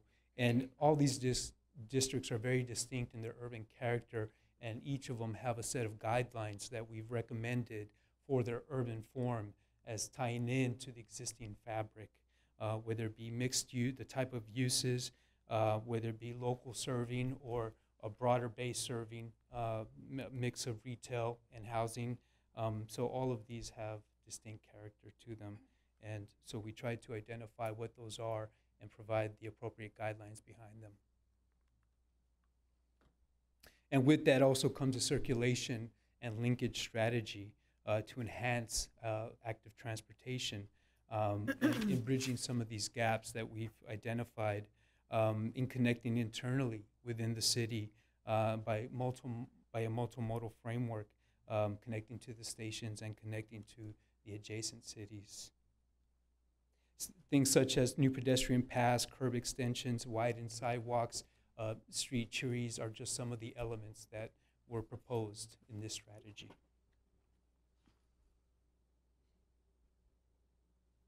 And here we talk about implementation, the next section, and the final section of the draft plan. Here we begin to look at proposed priority projects. Here we've identified 6. They include active transportation improvements and opportunities for shared parking facilities.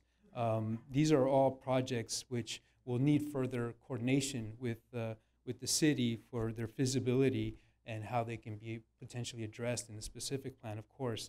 But they begin to address, what are the elements, what are the ingredients that could make and realize for a transit-oriented development and transit-oriented communities for the station areas, per their definition. And the last slide here is general strategies. Some of the strategies for implementation, we talk about leveraging city assets and partnerships. What you see in the table there is an example of how we can begin to tackle some of the partnerships and how the community and the city can work together in different entities to come up with the collaboration opportunities here for realizing some of these recommendations. Economic development strategies such as leveraging the swap meet and linking to land uses, new land uses, and job diversification, new job types, and entrepreneurial incentives. And lastly, housing strategies, encouraging mixed use, promoting jobs-house balance, and new housing types through incentives are just some of the general strategies for implementation. Thank you. That concludes my presentation. Okay, thank you very much. Now we have any questions? I have a couple questions. Talking about the community and stakeholders, a question I've gotten a lot is, and I listened to the presentation and I don't think it was addressed, but if it's addressed somewhere else that I can read up on, please let me know. Sure. But I think that LT can concur with this too.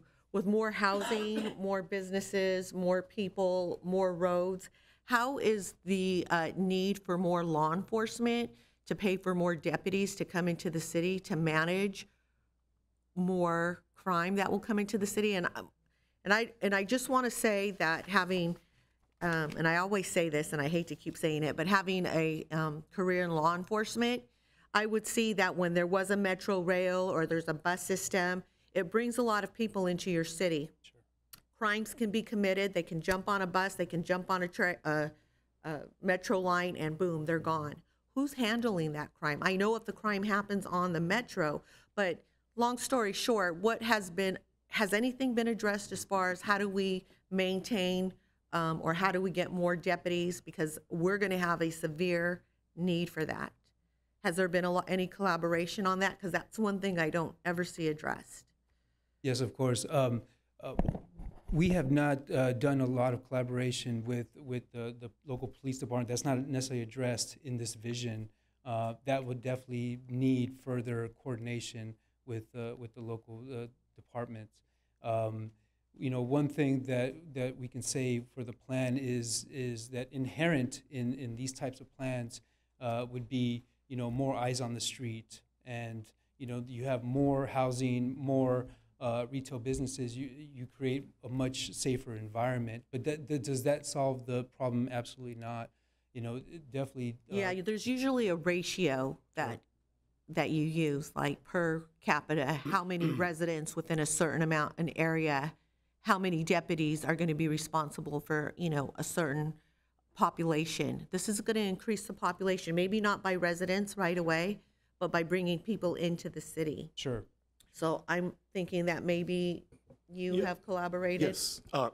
So the collaboration, what would happen is when a project is proposed, an environmental assessment would be done. Law enforcement and fire, schools, all of those factors are taken into that environmental assessment. So it's at that point that the determination is made, are we going to need more resources for fire, police? How's this going to impact the schools?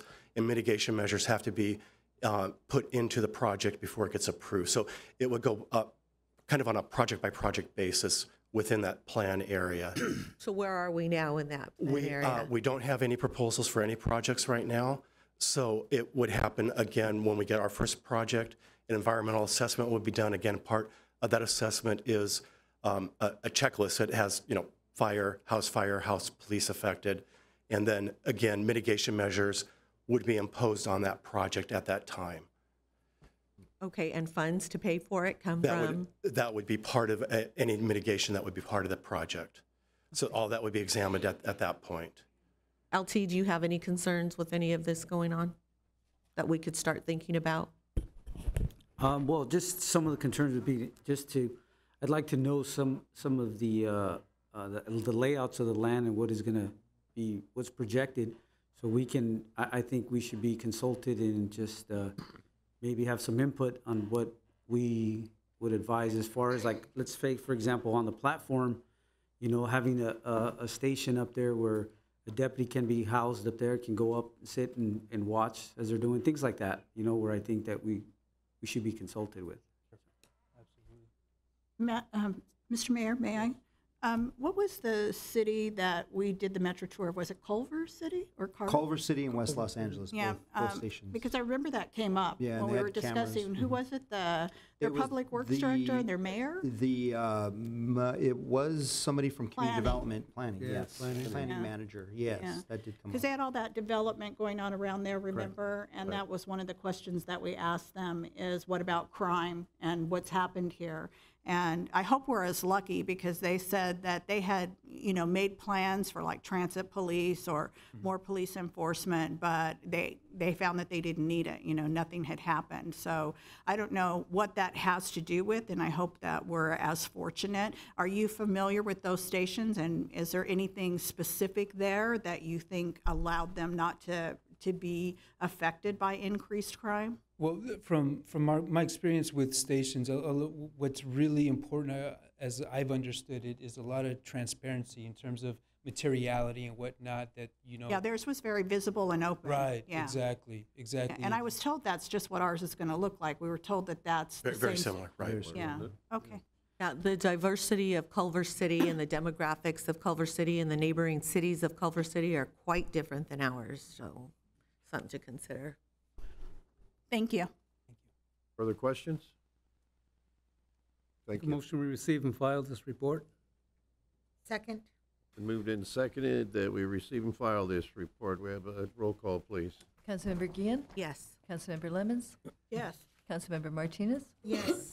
Vice Mayor Hoffmeyer? Yes. Mayor Hansen? Yes. Item 15, resolution number 19.009, resolution of the City Council of the City of Paramount affirming the fiscal year 2019-20 budget for the use of funds provided by the Road Repair and Accountability Act of 2017, SB1. Staff report, please. Yes, Mr. Mayor, as part of the state's Road Repair and Recovery Act of 2017, we're projected to receive close to $1 million to repave streets, so that's great news. But before we receive this money for next fiscal year that begins July 1st, we need to let the state know which streets we're going to pave. So here's our Public Works Director, Adriana Figueroa, to tell us more about it. Adriana? Thank you, John. Mr. Mayor, members of the City Council, as indicated, in April of 2017, Governor Brown signed SB1, which provided additional state funding for road maintenance. The additional funds are provided via an increase in fuel taxes and vehicle license fees. Under SB1, prior to receiving funds, the city is required to identify eligible capital projects in a budget adopted by the City Council. In fiscal year 2019-2020, the city is projected to receive, as John indicated, $900,000 in SB1 funds, or RMRA. Projects to be included in the adopted fiscal year 20 are the Neighborhood Streets Resurfacing Project. This is a listing of the Neighborhood Streets Resurfacing projects for fiscal year 20 coming up, and the carryover Neighborhood Street Resurfacing from this current fiscal year. The list of streets for fiscal year 20 coming up are listed there. These are smaller neighborhood streets that are west of Lakewood Boulevard and east of Hayter, north of Alondra, and south of Somerset. And those would be Hayter, Balota, Paseo, Castana, Oliva, and Pimenta.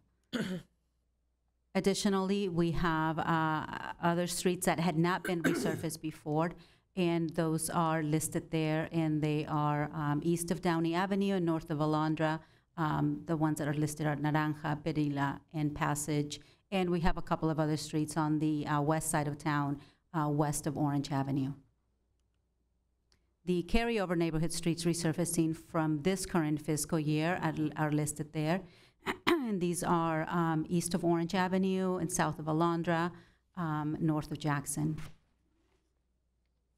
So at this time, the city, the recommendation is that the City Council read by title only and adopt resolution number 19009. Thank you. Any questions? Motion to approve. Second. Moved and seconded. They will read by title only and adopt resolution number 19.009. Have a roll call, please. Councilmember Guillen? Yes. Councilmember Lemons? Yes.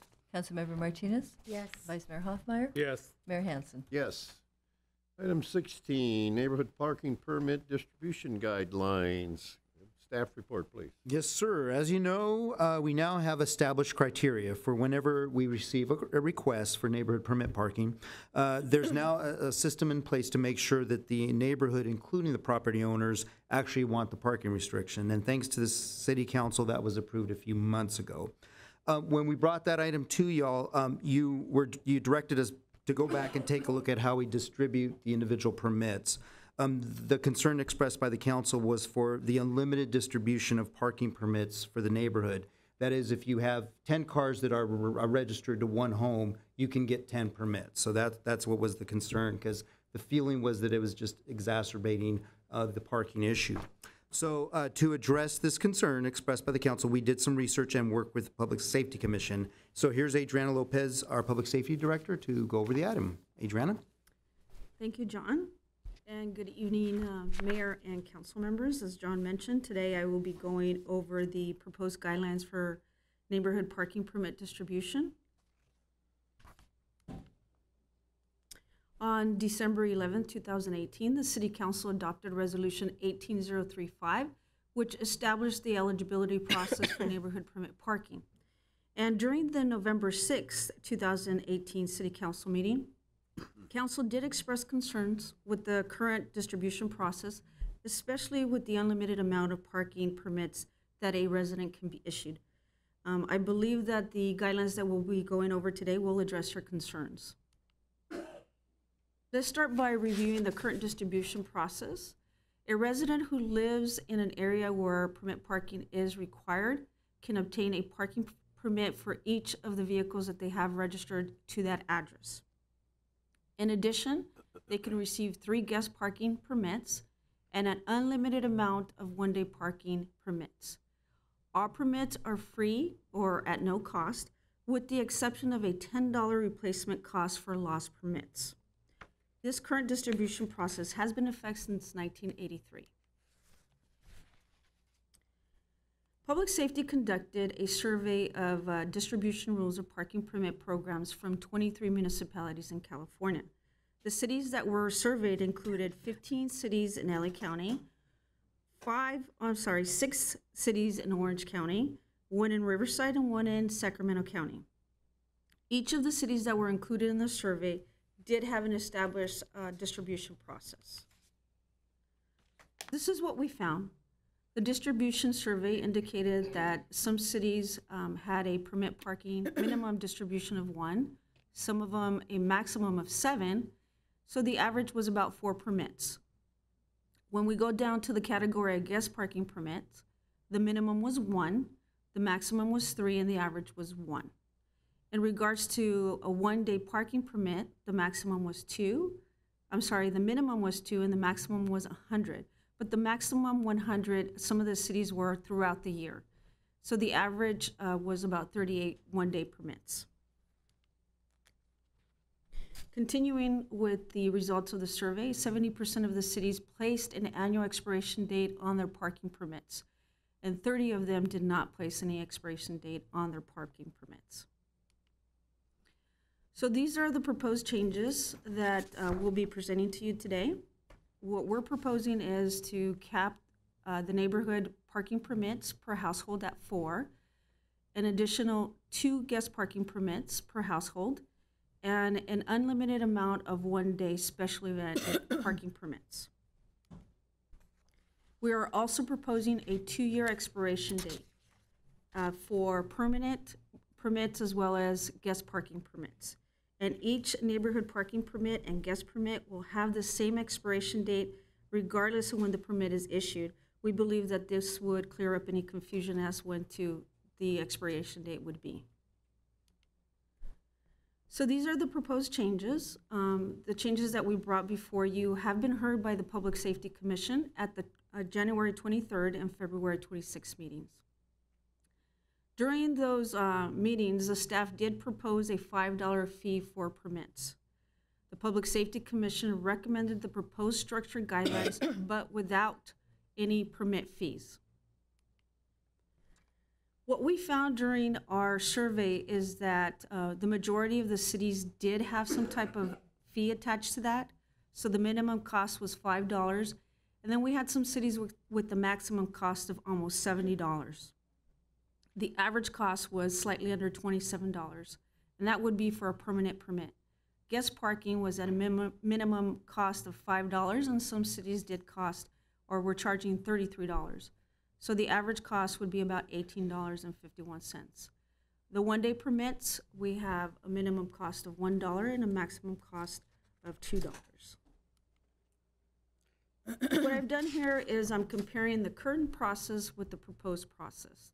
The current process is unlimited parking permits, which the City Council expressed concern with that, 3 guest parkings, and unlimited one-day parking permit.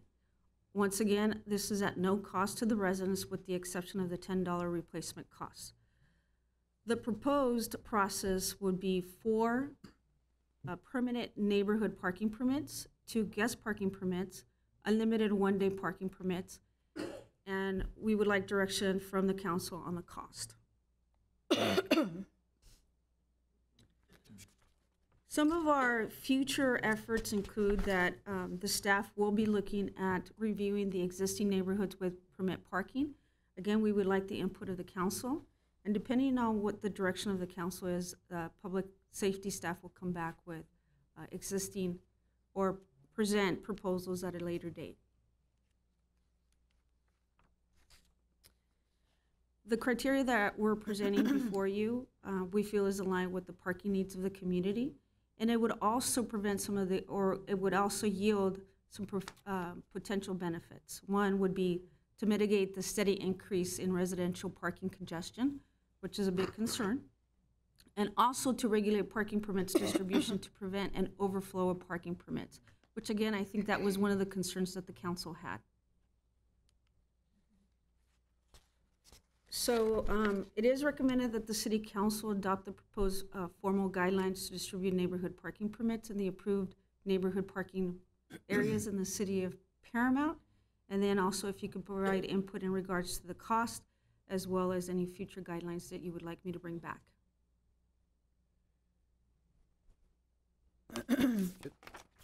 Questions, comments?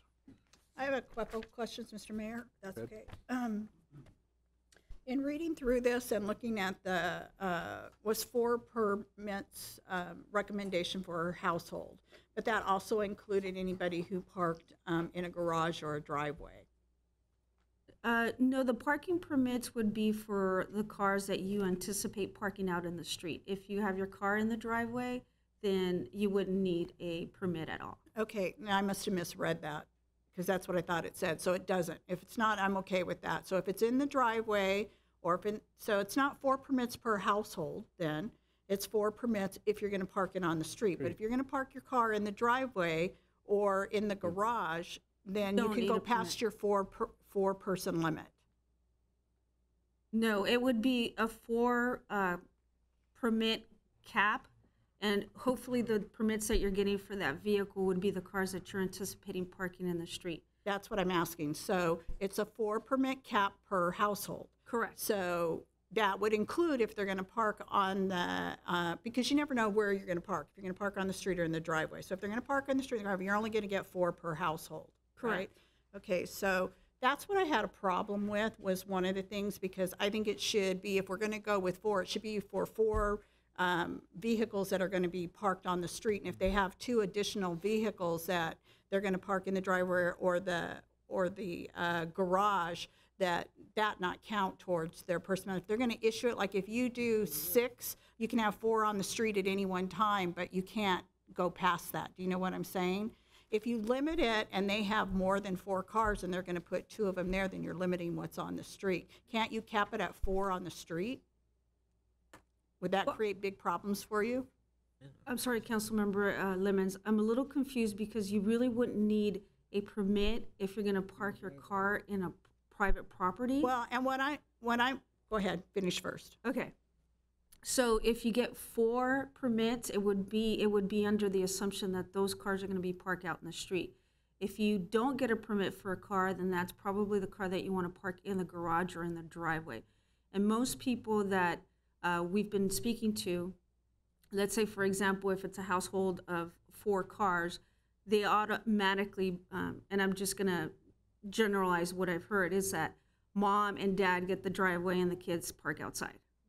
Yeah, because we have a system like that too, where who has the priority? It's the person with the electrical vehicle who gets the driveway.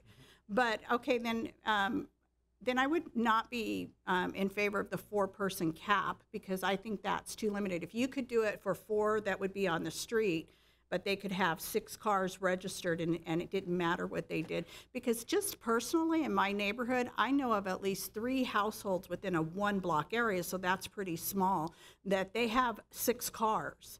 And that's like, you know, the mother and the father and the 2 teenagers and the second family that lives there. And it seems like those are the people that, you know, need it the most and don't need to be penalized. So 4 seems way too small for me when there are so many double family homes there. So that's one concern I have. And then am I correct that Public Safety Commission recommended you don't charge a fee, but staff is recommending we charge a $5 fee? Yes, that is correct. One of the reasons, or 2 reasons, main reasons that we are proposing a cost is because it would keep us in line with all the cities that already have an established program of this sort with distribution process, and also we would try to recuperate some of the printing and reproduction of the new permits. And my concern with that, and what I would like to see addressed before we implement a fee, is if it's really going to be beneficial, because there have been more than one assessment that we've done in certain areas, that the administration cost of the program to do it costs more than actually just letting it go for free. I remember we had that issue with the lighting district. We were paying like $1,700 that were being collected from the residents for the assessment, and it was costing us $2,500 to collect it. Do you see what I'm saying? Yes. So it seems to me you've got banking there, you've got tracking whether or not they pay the money, you know, bookkeeping. Is the administrative cost at $5 a vehicle for parking areas really going to be enough to even burden a resident with that? The $5 would just be for the permit. It really wouldn't take into account staff time. It Yeah, would just be that's for what the I'm permit. saying. I'm just saying that my guess would be the administrative costs from staff would outweigh the benefit of the $5 to administer that $5 fee and track it and deposit it and account for it. That You is see what I'm correct. saying? So that was. Just so we're hearing you correctly, so in other words, why bother charging the $5 because it's such a minimal cost? Yeah. With the administrative. I just don't think you'll recoup the administrative fees of overseeing that. And that's been my past experience. If you wanted to study that and see if it was going to pay for itself, but I think you're going to find it's not going to pay for itself Sure, the permit, to track it. the permit cost itself, Adriana, correct me if I'm wrong, is over $3.50 each, about roughly? Yes, Yeah. that would be like the average cost. Wasn't there some discussion about $10 for a permit? The only thing that we proposed to the commission, Public Safety Commission, was a $5 cost.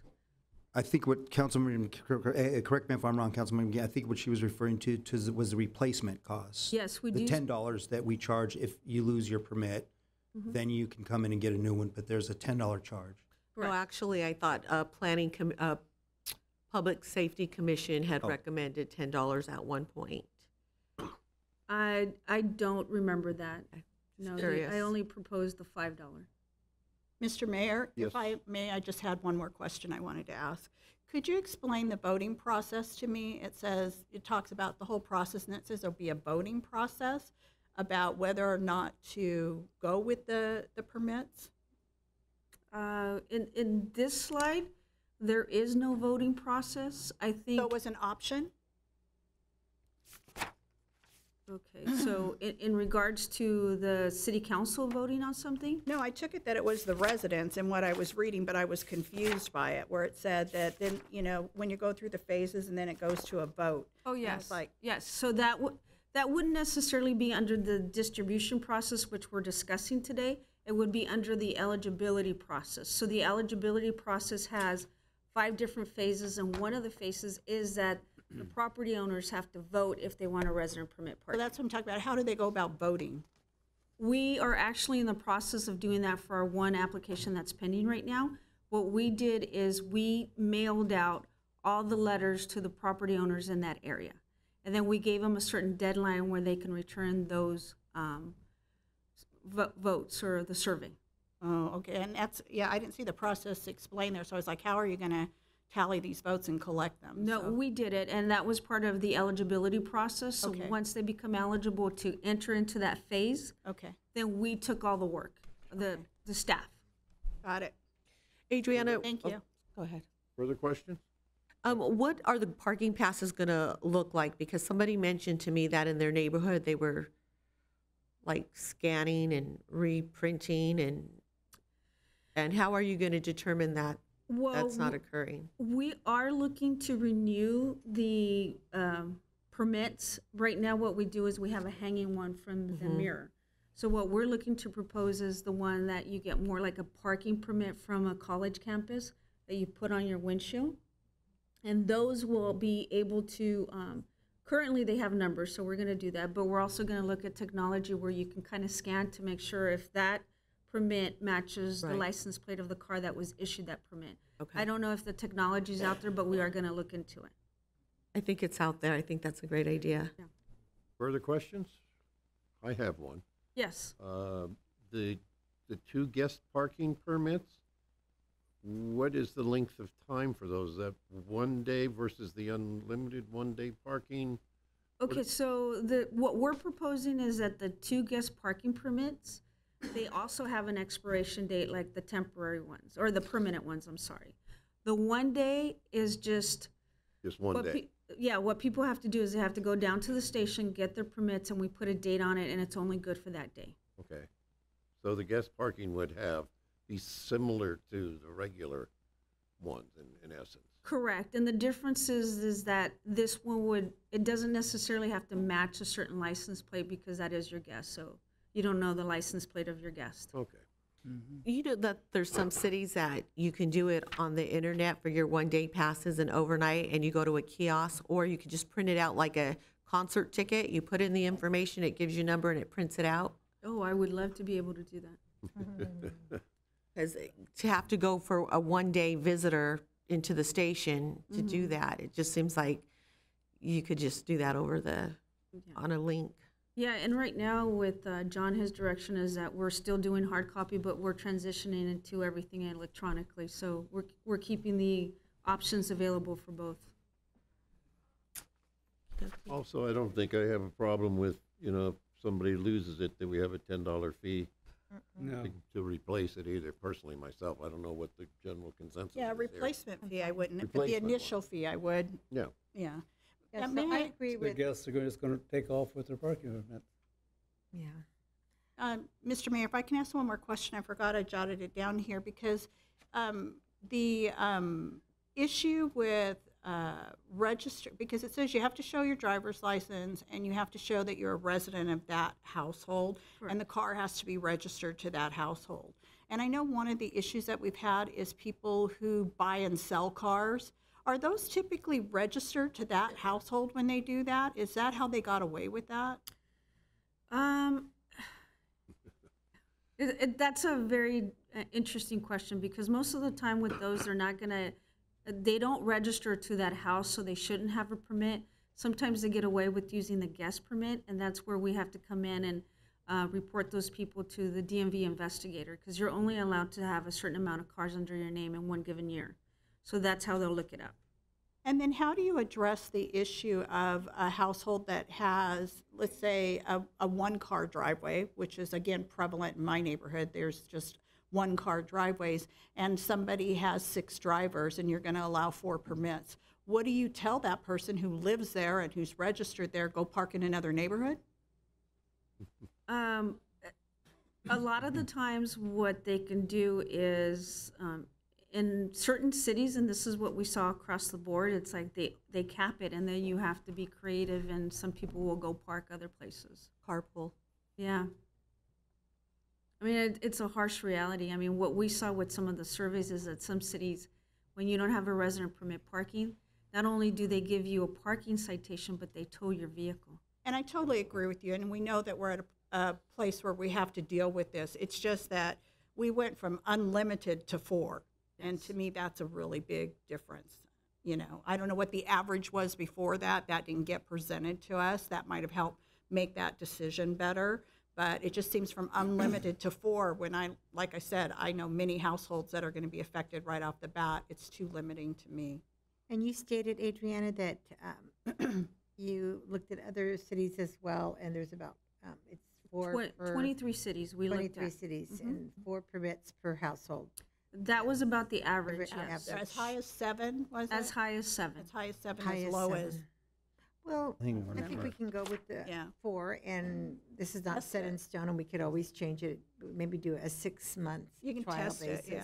I think and that see was how the, it goes. the Public Safety Commission's recommendation, test it.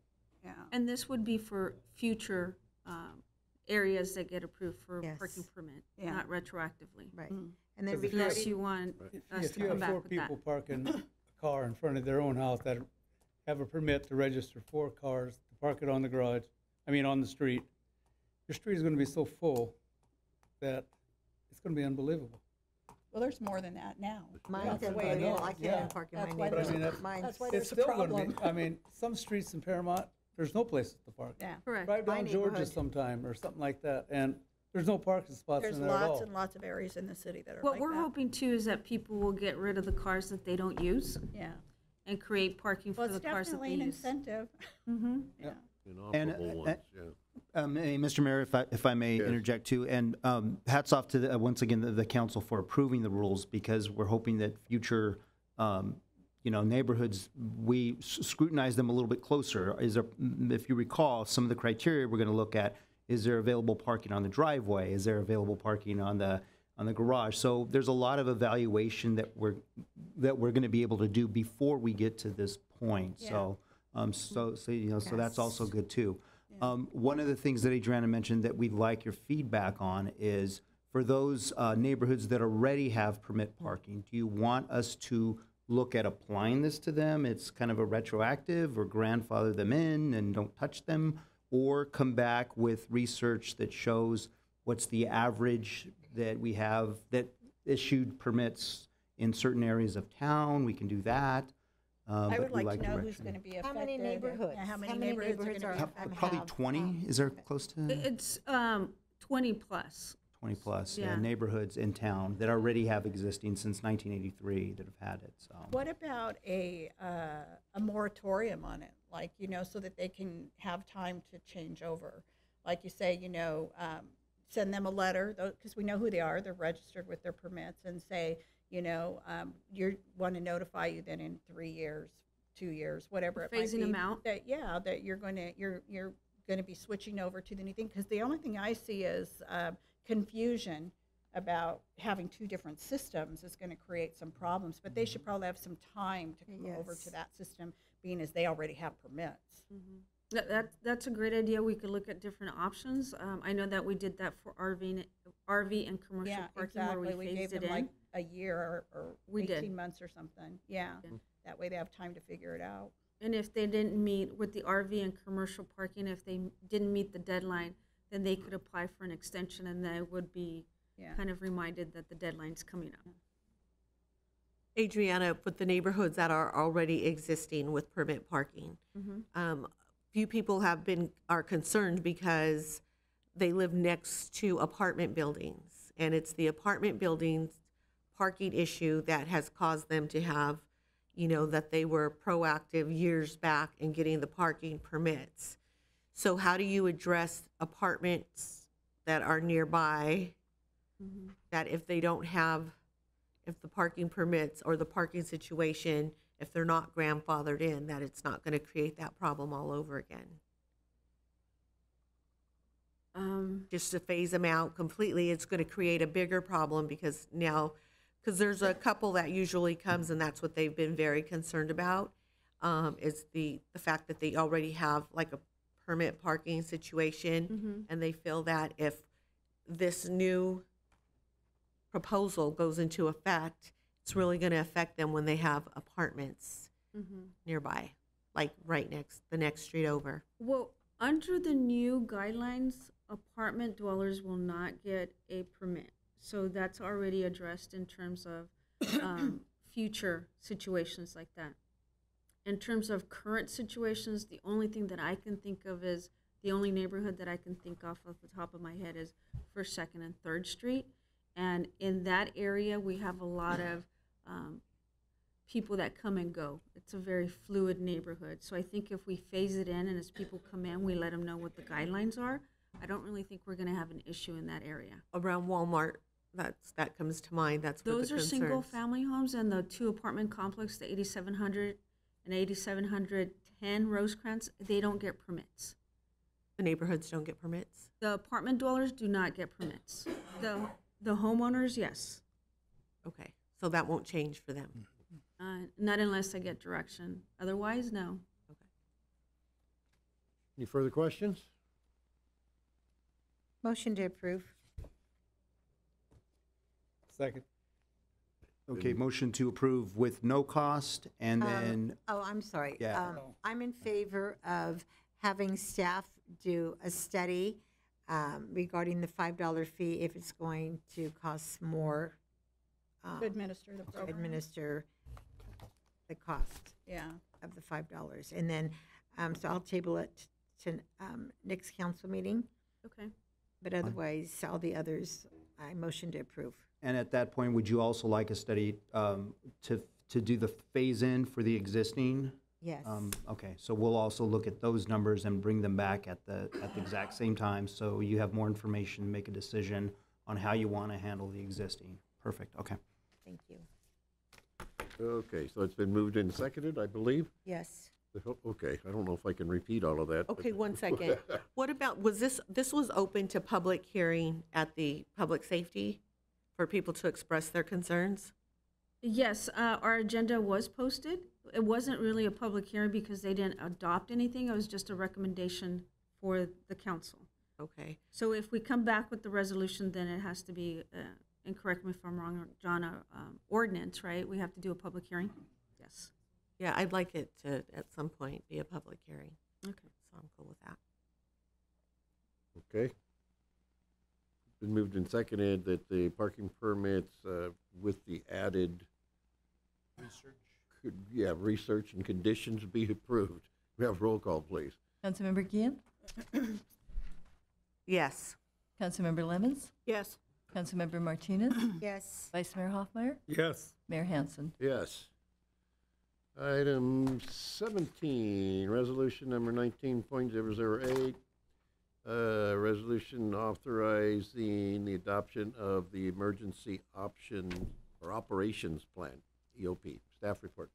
Yes, Mr. Mayor, as our last item of business here, as Southern Californians, we're all aware that the next big earthquake or other natural disaster could be right around the corner. So as public employees, we, the staff, are considered disaster response officials for the city. We've definitely taken it upon ourselves to be as prepared as possible for the next big one, but part of that effort is through planning. So with that, we're happy to present to you the city's first ever adopted emergency operations plan. And here's Adriana Lopez, once again, our Public Safety Director, to handle the item. Adriana? Thank you, John. I guess we'll end the meeting with the big bang here, not. But I wanted to bring this item before you, Resolution 19009, which is the Emergency Operation Plan. I'm very excited to bring this before you. This is one of the projects that I've been working on for a while. But the Emergency Operation Plan identifies the city's planning, response policies, and procedures. And the EOP addresses how the city will respond to extraordinary events or disasters from the planning phase to the recovery phase. The EOP focuses on those situations where staff is going to be required to activate the city's Emergency Operations Center, also known as the EOC. In our city, we have two. We have one at the station and one at the yard. In California, EOPs are required to comply with the state's standardized emergency management system, also known as SIMS, and the FEMA's National Incident Management System, also known as NIMS. To give you a background on the development of the EOP, in August of 2017, the City of Paramount entered into an agreement with risk management professionals to develop an EOP, and we do have our consultant here who would be able to answer any questions if you have any further questions after the report. RPM was established in 1995 as a consulting firm specializing in risk management, hazard mitigation programs, and emergency response planning. Public safety staff is responsible for the management of the EOP, and staff, not only from public safety, but from other departments, reviewed the EOP and determined that it meets the needs of our community and the needs of the city. And although an EOP is not required by FEMA, the city is committed to the emergency management efforts for our residents, and so we're moving forward with the EOP. Just to give you a summary of what we've done, in October of 2015, the city adopted the Local Hazard Mitigation Plan in accordance with the Federal Government Act of 2000. And from 2016 to 2018, the city performed several emergency management exercises, and this was intended to strengthen the city's emergency readiness. And today, we're presenting the EOP for your review and adoption. And our future efforts include, on May 22nd, 2019, we're going to be hosting an EOC refresher course for city staff, and other outside agencies have also expressed their desire to attend. We are fortunate to have the emergency manager from the city of Malibu who's going to be conducting this refresher. And in the summer of 2019, we're focusing on revitalization of the CERT program, and CERT stands for Community Emergency Response Team. It is a 20-hour course that's divided into 3 or 4 sessions. We do have to work with the fire department to get those on our calendar. And with that, it is recommended that the City Council read by title only and adopt resolution number 19008. Questions? Make motion to move the item. Second. Been moved and seconded that we read by title only, adopt resolution number 19.008. We have a roll call, please. Councilmember Gian? Yes. Councilmember Lemmons? Yes.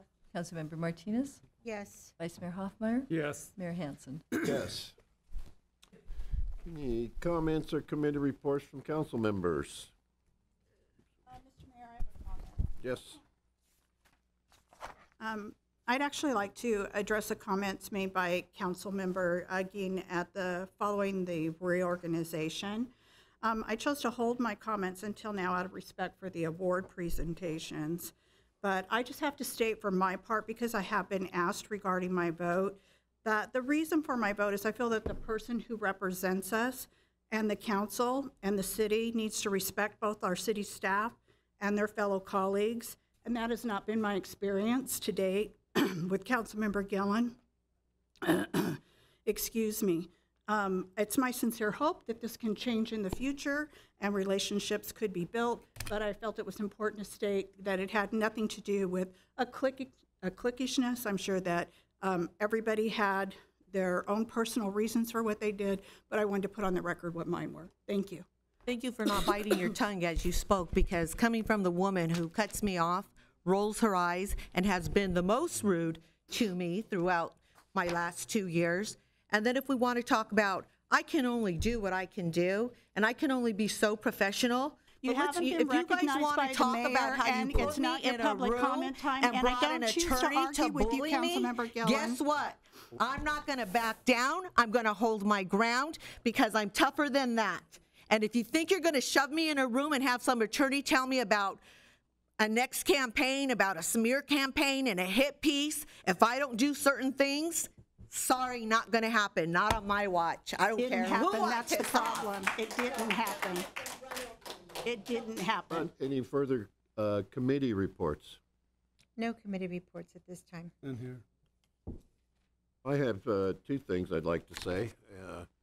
In that I attended the PJAA kickoff, not this past weekend, the weekend before, and got to throw the first baseball out to the catcher and even got it to him. Second, we attended the soccer kickoff, and there was a lot of kids at the soccer kickoff. It was really interesting to see all of that. And I think they even had one professional soccer player there. I didn't see him, though. I think he had already spoken by the time I got over there.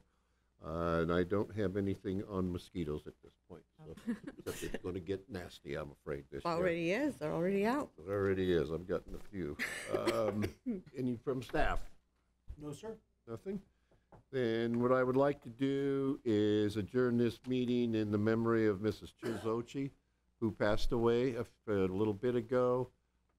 She had turned 100 years old and has lived here a long, long time in Paramount. Goes way back, I think, into the 40s or early 50s, possibly. And I attended her memorial service also, which was very nice. So this meeting is adjourned until the next meeting, April 16th, 2019 at 5 p.m. We have roll call members, please. Councilmember Gian? Here. Councilmember Lemmons? Here. Councilmember Martinez? Here. Vice Mayor Hoffmeyer? Here. Mayor Hansen? Here. Public comments? No, sir. Approval of the minutes of the March 5th meeting? So moved. Second. Moved and seconded. Those minutes be approved. We have roll call, please. Councilmember Gian? Yes. Councilmember Lemmons? Yes. Councilmember Martinez? Yes. Vice Mayor Hoffmeyer? Yes. Mayor Hansen? Yes. This meeting then is also adjourned until the May 7th meeting at Progress Park Plaza for everybody to take note. The next May 7th will be at Progress Park. So we're adjourned from that one.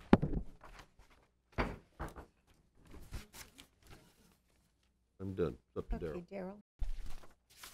Mine's out of order.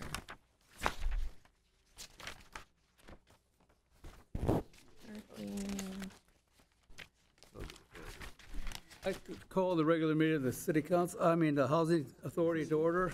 Roll call members, please, our commissioners. Commissioner Gian, Here. Commissioner Lemons, Here. Commissioner Martinez, Here. Vice Chair Hansen, Here. Chair Hoffmeyer. Here. Any public comments? No, sir. Approval of the minutes of June 5 and June 19, 2018. Moved. Second. Moved and second. Roll call, please. Commissioner Gian, Yes. Commissioner Lemons, Yes. Commissioner Martinez, Yes. Vice Chair Hansen, Yes. Chair Hoffmeyer. Yes. Any comments from staff? No, sir. Adjourn this meeting. You got to reorganize, don't we? Okay, now we need to real. Bill, nominations for chair. Hoffmeyer. Please indicate your choice for Chair. Gian, Hoffmeyer. Hansen, Hoffmeyer. Hoffmeyer, Hoffmeyer. Lemons, Hoffmeyer. Martinez. Hoffmeyer. Congratulations, Chair Hoffmeyer. I open the nomination for vice chair. Hanson. Please indicate your choice for Vice Chair. Gian, Hanson. Hansen, Hanson. Hoffmeyer, Hanson. Lemons, I'm sorry, where am I at? Hanson? Hanson. Hanson. Martinez. Hanson. Congratulations, Vice Chair Hansen. Thank you. Okay, adjourn your meeting. Who's that? My turn. Okay. Okay. I didn't know that. Thank you. Okay, adjourn your meeting.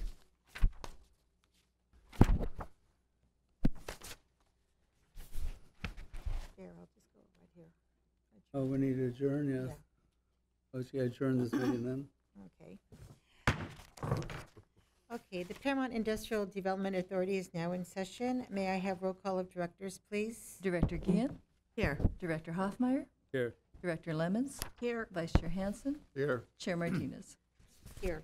Are there any public comments? Approval of minutes? Move it. Second. Okay, roll call, please. Director Gian, Yes. Director Hoffmeyer, Yes. Director Lemons, Yes. Vice Chair Hansen, Yes. Chair Martinez. Yes. Selection of chair? Martinez.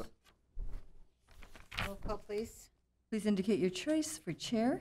Gian, You know, I'm just going to go ahead and let them do this. I'm going to abstain so that they can just keep their little click going and they can just keep rotating and rotating amongst themselves. So I abstain. Martinez. okay. Hansen, Martinez. Meyer, Martinez. Lemons, Martinez. Martinez, Martinez. Of course. For vice chair, please. Hanson. please indicate your choice for Vice Chair. Gian, I'm abstaining. Let the click continue. Hansen, Hanson. Hoffmeyer, Hanson. Lemons, Hanson. Martinez. Hanson. Okay, any comments from staff or directors? No, ma'am. At this time, I adjourn this meeting. The Paramount Parking Authority is now in session. May I have roll call of directors, please? Director Gian, Here. Director Hoffmeyer, Yes. Director Lemons, Here. Vice Chair Hansen, Here. Chair Martinez. Here. Pardon me. Approval of minutes. So moved. Second. Roll call, please. Director Gian, Abstain. Director Hoffmeyer, Darrell. Bennett. Yes. Director Lemons, Yes. Vice Chair Hansen, Yes. Chair Martinez. Yes. Selection of chair, please. Martinez.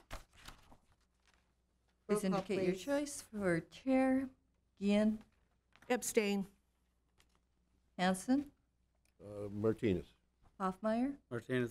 Lemons, Martinez. Martinez. Martinez. Nomination for vice chair, please. Hanson. Okay, please indicate your choice for Vice Chair. Gian, Abstain. Hansen, Hanson. Hoffmeyer, Hanson. Lemons, Hanson. Martinez. Hanson. Any comments from staff or directors? I At was just this saying, time, I have a adjourn this comment. meeting. It's ridiculous. That's my comment. Okay, we'll go into the Paramount Public Financing Authority. Councilmember Gillen, you chair this one. Okay, let's call to order the Paramount Public Finance Authority. Roll call, please. Director Hoffmeyer, Here. Director Lemons, Here. Director Martinez, Here. Vice Chair Hansen, Here. Chair Guillen. Here. Any public comments? No, ma'am. New business? Approval of minutes? So moved. Second. Roll call. Director Hoffmeyer, Here. Director Yes. Lemon, Director Lemons, Yes. Director Martinez, Yes. Vice Chair Hansen, Yes. Chair Guillen. Yes. Reorganization.